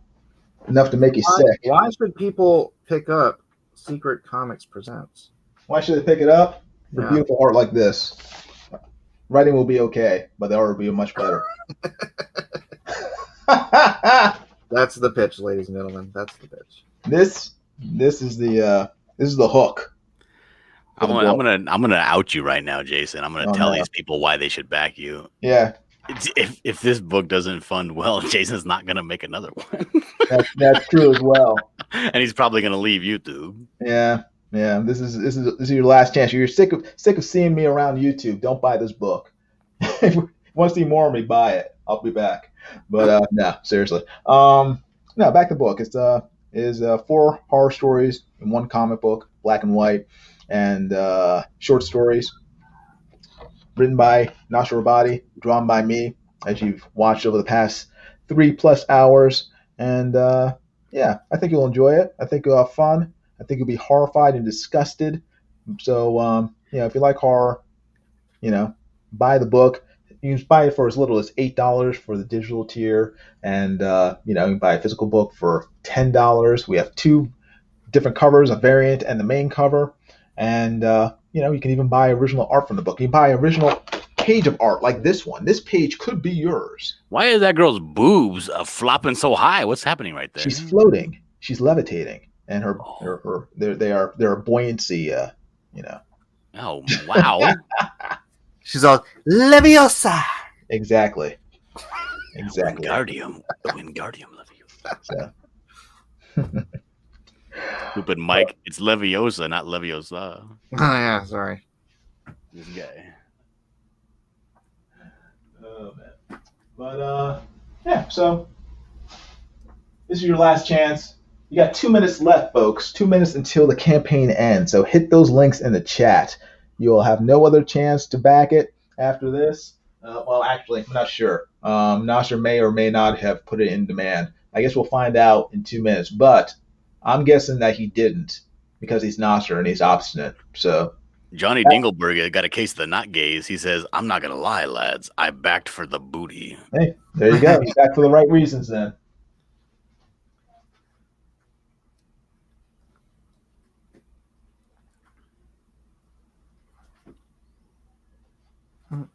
There you go.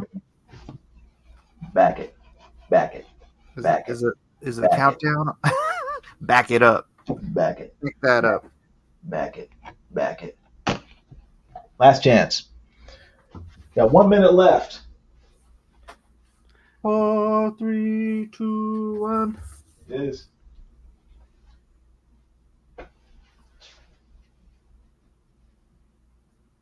Ten people are still watching. I'm so nervous for the. I know, me too. I'm scared. I'm scared they'll give me refunds. It's gonna be How much lower you than at the now? last time I checked. How much are you at? Let's see.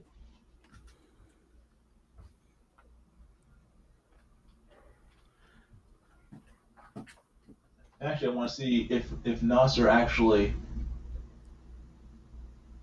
put it in demand. What time is it? It's 3 You are o'clock. currently at 6,272 with 229 backers. Oh. Okay. Funding. Where's the clock? What time is it? Still funding. 2 hours left, it says. Yeah, $6,272. ended funding. It doesn't say in demand. Oh That's well. weird. Oh, maybe Nasser Well, just no, it ended. says funding, but it doesn't say. It says funding and it says ended, but it doesn't say in demand. Well, maybe Nasser just ended it. Just ended the campaign. There's not going to be an in demand. I Well, don't know. no, because it says it's funding and it says you can back it. Okay. Refresh it again. Refresh it again. Maybe Keep that's backing it, people. refresh it again. I am. In demand. There you go. Oh, it is in demand. Okay. And you got up to 230 backers. You got another one. Oh, yay! Woo! I got in just in time. Yeah, cool. So Nasser did in fact put it in demand. So he lied again. But yeah, we are at $6,272. So everybody, thank you very much for supporting the book thus far. And you still have a chance to continue to buy the book or to back it at a higher tier. And I highly recommend that everybody do so. So again, you can buy original art like this. You can actually buy a commission from me of the character of your choice. And, you can actually buy a comic book that looks pretty cool. So please support Secret Comics Presents. Let's see. Well, congrats on funding and Yeah, thanks. yeah. What was your initial goal? Was pretty low, so you whooped your goal pretty hard. Yeah, you got a whole bunch of percentages above what you were asking for.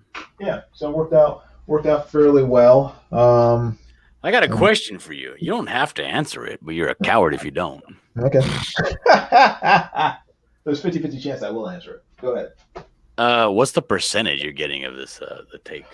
50% of the profits.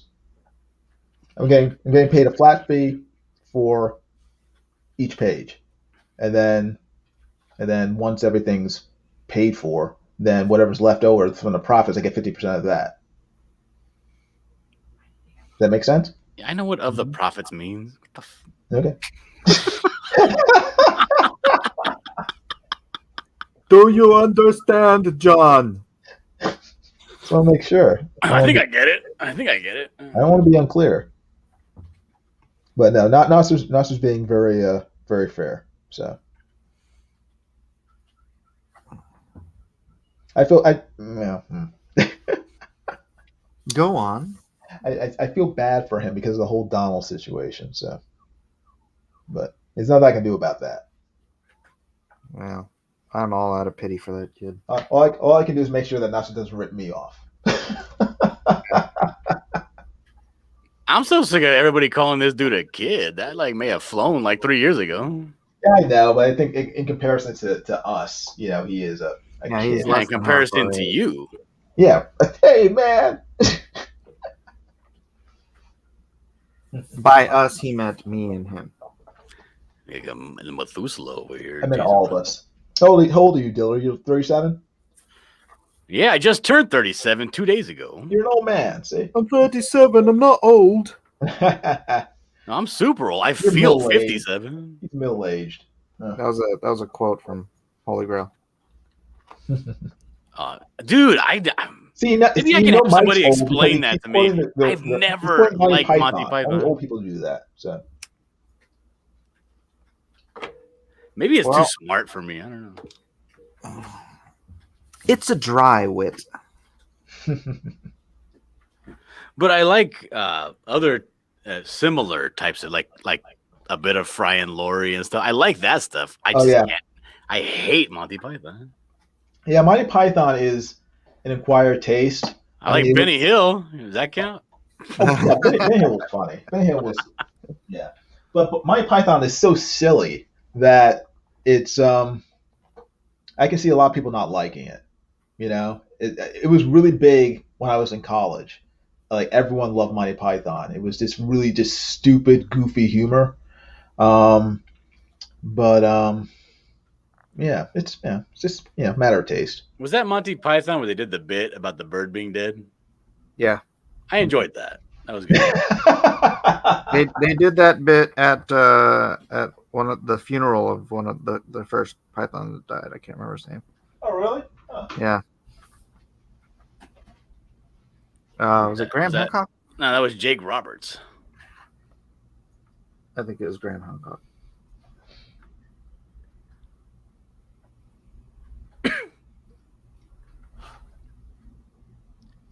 Johnny Dinglebert says Nasser will send you a "you owe me" bill when it's all done. He probably will. Wouldn't surprise me. He'll send you a note that says, "I did everything." that wouldn't surprise me either.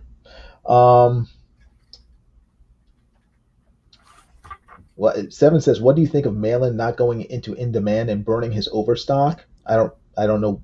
What was that reference to? I was. He doesn't do in demand. He only does a campaign and then. Okay. Well. Oh, because Malin's always been super hype about like the rarity of his stuff and Okay. Gotcha. and not doing what do you call it? Trying really hard to not get his stuff pirated and that kind of thing. I guess that's fine. Like a Malin is a holy grail. A Malin is. Malin's an artiste, so he has. If you get a Malin, it's the best of the best. But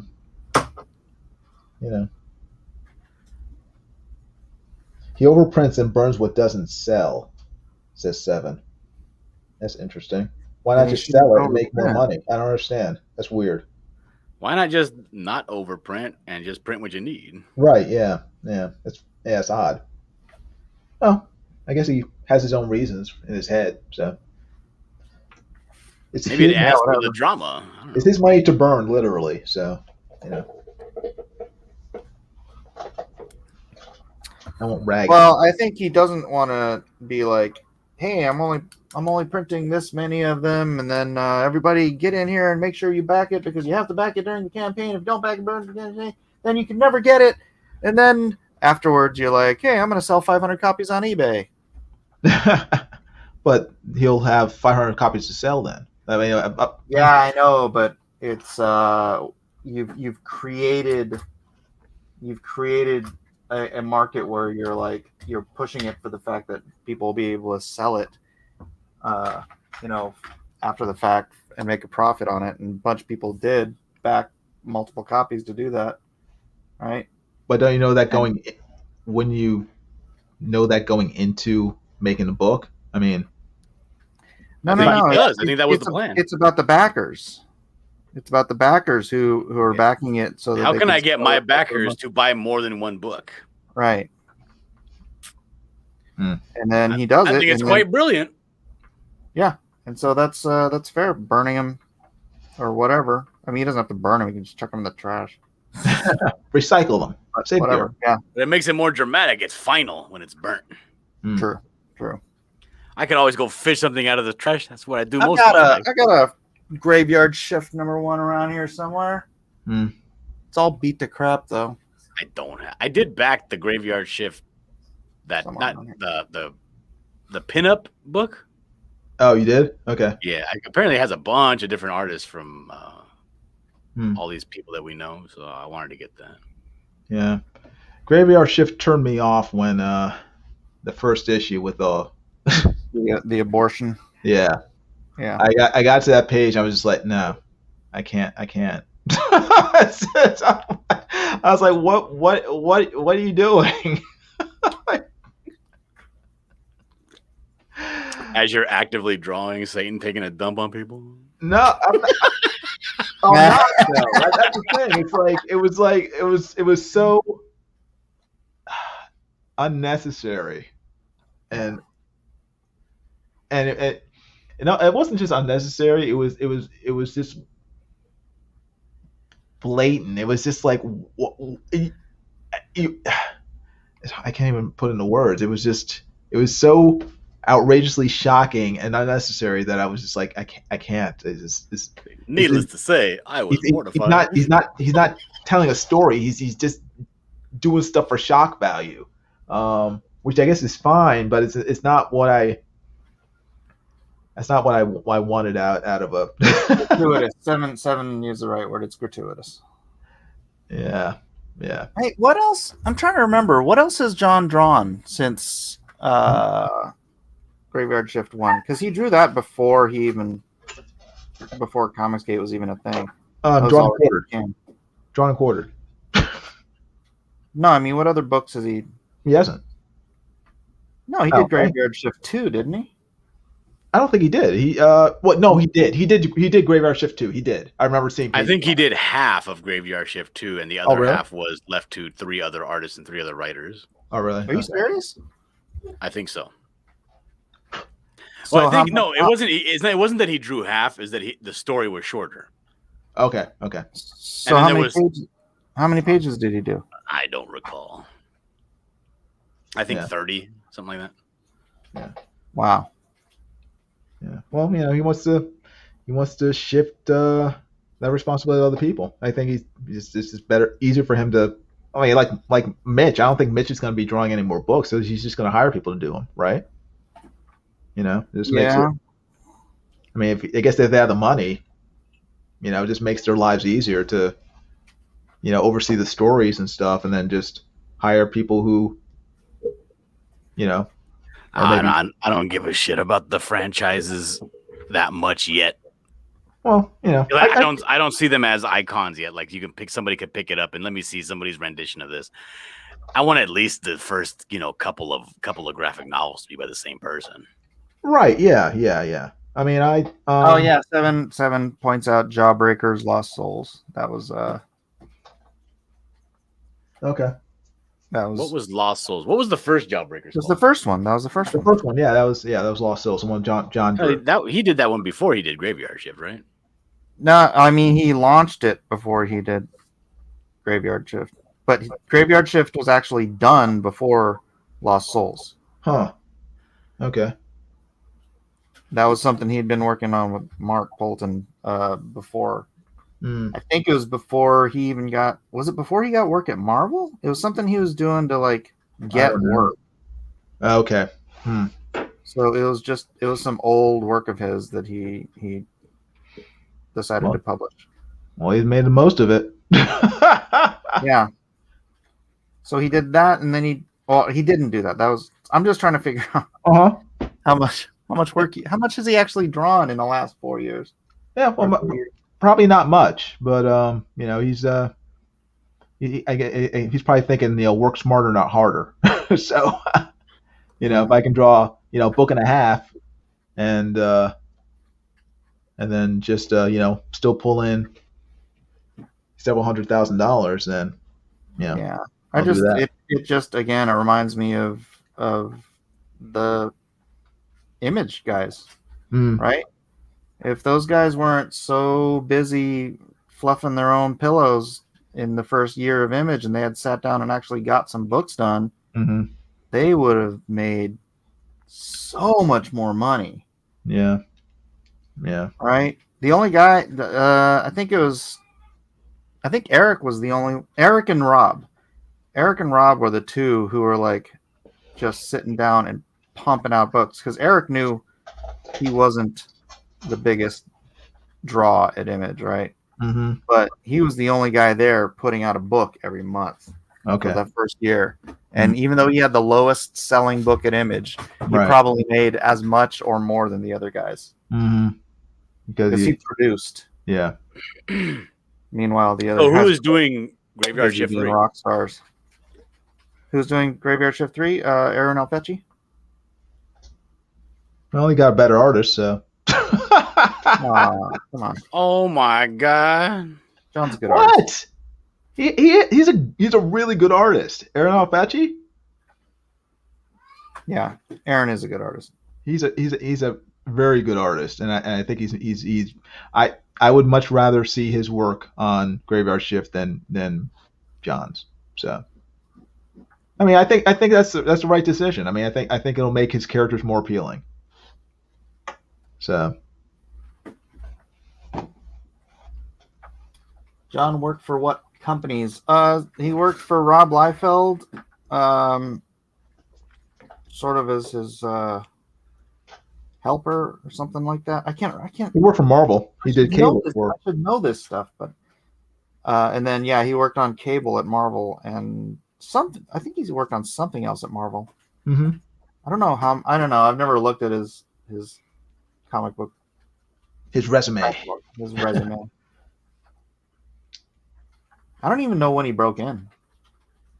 I don't either. I know he's doing cable in like 2017, 2018. 2017. That's when his cable issues came out. So Okay, and see, yeah, so it wasn't that long before that, I think, because I'm pretty sure, if I remember correctly, that he did Graveyard Shift before that. okay. If somebody else knows better, then you can correct me, but I think that's how it went. Seven says, I think he did some Youngblood. He may have. Well, he I definitely think I did remember that. seeing something. I think I remember seeing something. Because he put his run of Youngblood into the Boomerang box that's going around. Oh, okay. Hey, somebody look it up. What's it on? Comic Book Database? I'm on Kapow US Creators. I guess Malin did a variant cover for Uncanny Avengers. A lot of Cable, Thunderbolts. What was the first thing? Oh, okay. Does it say the year he first started? I don't think so. Yeah, I think you might have to go to Comic Book Database. If that's still around. What's Newer Mutants? Newer Mutants? No idea. Oh wait, it's subcategory. It's Cable, Cable Volume 2, Newer Mutants.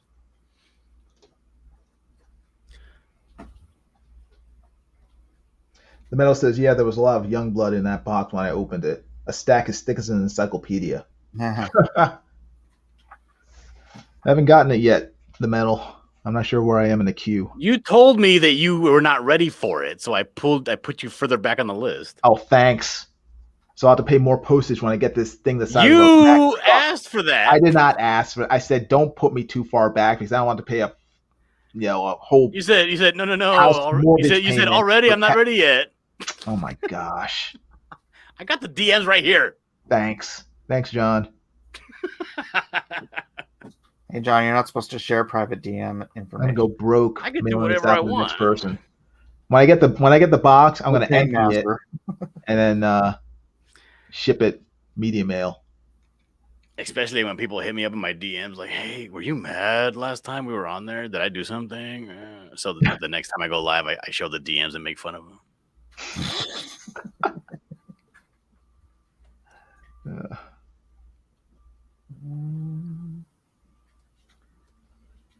He's kind of new. Is anybody looking that up? Vic, look it up, would you? Oh yeah, I forgot I was looking that up. What is it called? What's the website called? Comic Book Database. Comic Book Database. Jason, what do you know most about? Which fandom do you know the most about? Comics. So if I have a trivia challenge game show on my channel, you'll show up and challenge somebody to their knowledge of comics? Sure. And are you willing to put up your IP in exchange? Put up my IP. What does that mean? You got to bet your intellectual property. I don't have an intellectual property, so sure. Just make one up. Make one up. You gotta make one up. Okay, and then you're gonna bet the pinks for sure. Pink slip on my lame character that I just made up out of the blue. Sure. That's right. I don't know how to navigate this stupid website. It looks terrible. Has it not been redesigned since 1998-9 when they started it? The actual date is tickety-3. It's like the comic book version of Drudge Report. Does he have a Wikipedia? I don't know. Ooh, John Malin? Yeah. 2016, 2017, 2018. Can I? No, I can't. Nope. I'll do it. Hold on. You're not going to be able to figure it out. You're so old. He had one job. Oh, here we go. I can separate them by year. 2003. There's 4 Venture from Image Comics, a comic book called Venture. Venture? Another Image comic called Hellhounds.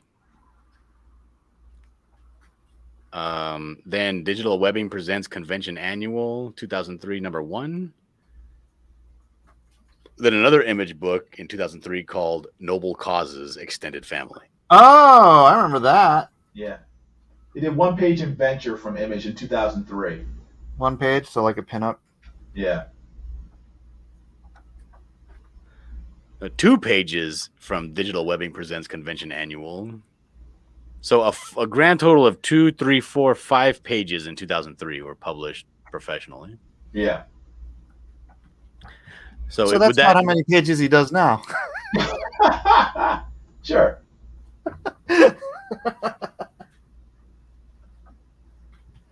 Oh, man. Why are you guys asking me to give you ammunition against my boy Malin? I hadn't thought about it.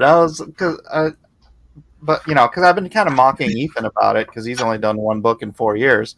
But I hadn't thought about that. Malin, after Jawbreakers.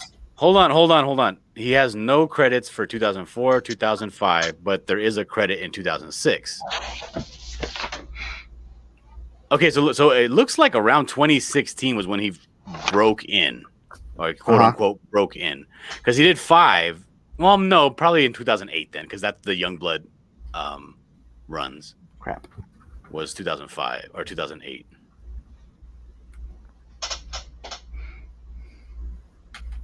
But then hit again hard in 2016 where he did the Cable. Yeah, he caught. How many issues of Cable did he do? I don't know. There's 12 entries. Let me go check.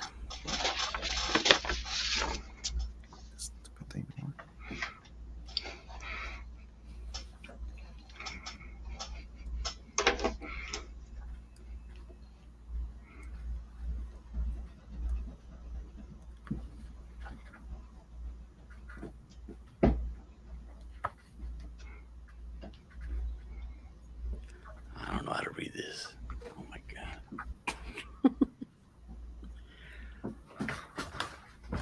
Wait, Captain America he did? 30 pages? 30 pages of a Captain America from a book called Stephen, My Dear, Captain America, Steve Rogers. Cool.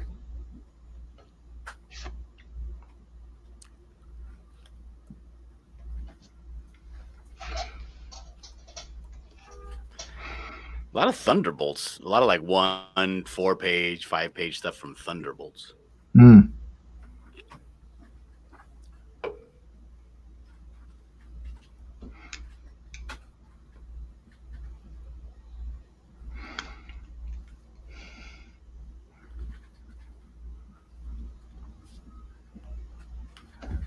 Well, yeah, that's cool. I mean, Oh, he did Evangeline too? That's what Junkyard Don is saying in the chat. Hmm.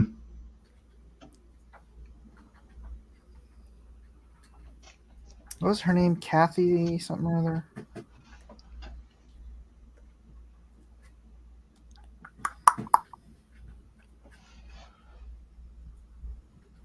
Yeah.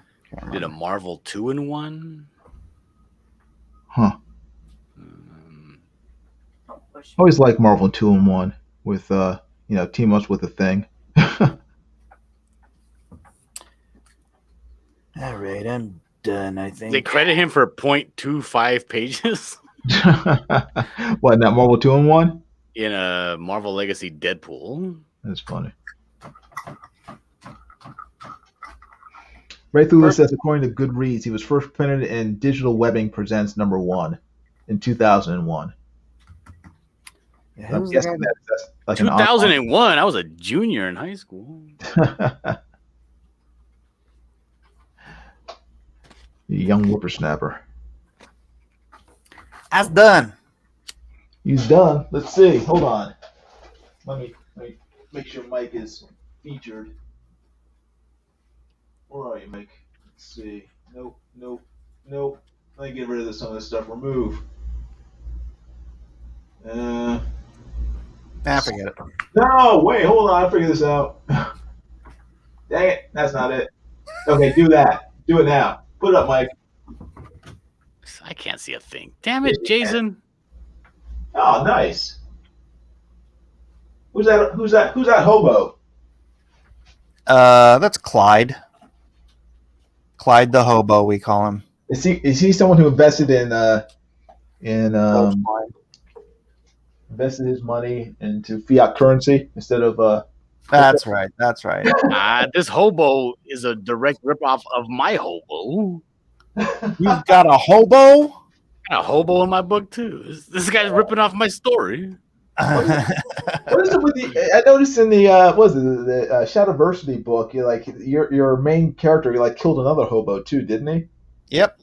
Dang, what's it with you and hobos? Why I hate them hobos, man. And in Lone Star, you had Lone Star beating up a hobo.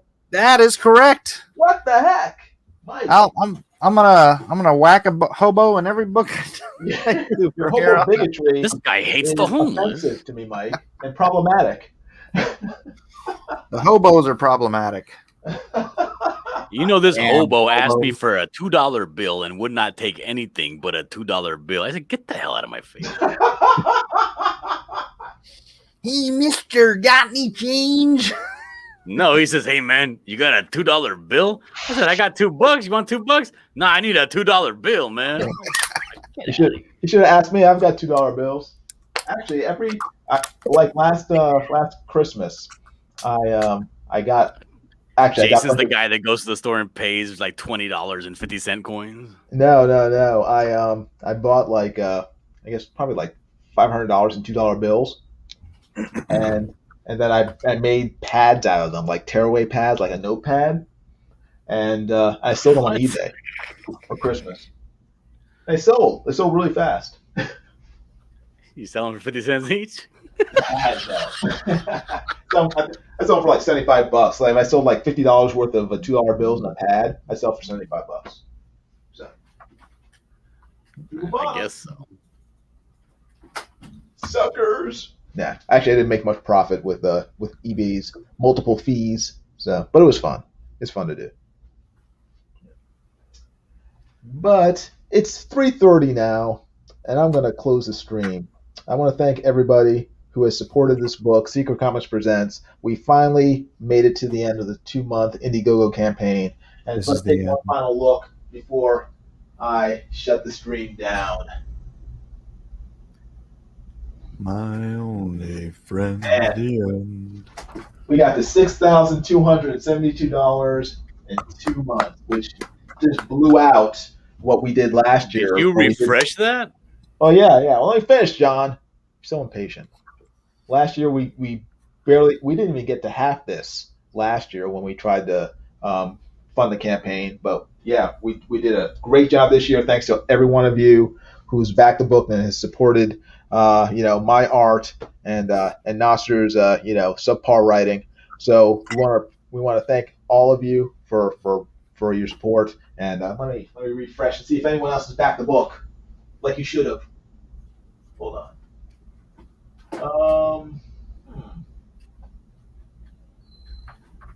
Oh wow, you got another backer.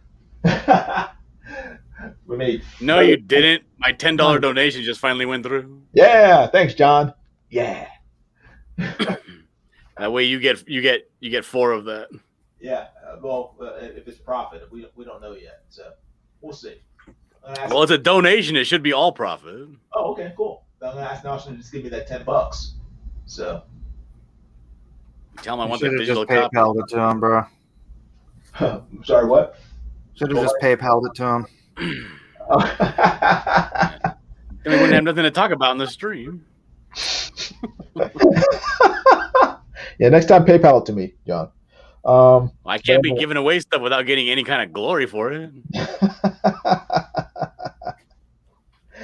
Junkyard Duns here says, "Woo!" Hey, the Metal says, "Great, now I can pester Jason and Nasser nonstop for my book since it's over." Yeah, you can, but Hey, where's my book at, Jason? Son of a bitch. It's not getting here till October, so leave me alone. Ray Thulu says, "Killing hobos is a very popular pastime." Yeah, I think Mike saw American Psycho one too many times. Mike's been watching bum fights too much. Fights. Mel says it's his solution, his final solution to the homelessness epidemic. There you go. Hey, Like somebody's got to do something about it. Somebody got to Vic do says the something. homeless man scared it. Tell To you give what. him $1. All right, wrap this up, kid. Okay. Everybody, thanks for watching. I appreciate it. Mike, thanks for hanging out with me. John, thank you for your support. And I will let you guys get to your business. Okay? You guys take care. Have a great night. And I will see you all later on. I'll be live streaming for, over the next couple of months, still drawing this book. So, make sure to subscribe. Make sure to hit the bell for notifications of future videos. And This is a long outro. Seriously. bad. What made you come here? You wanted to come here. And also, Speaking of make that, sure to keep goodbye. backing Secret Comics Presents because it's in demand right now. So go back the book. Link is in the description. Keep hitting it. Keep backing it. Thank you very much. Love you. Bye. 3, 2, 1.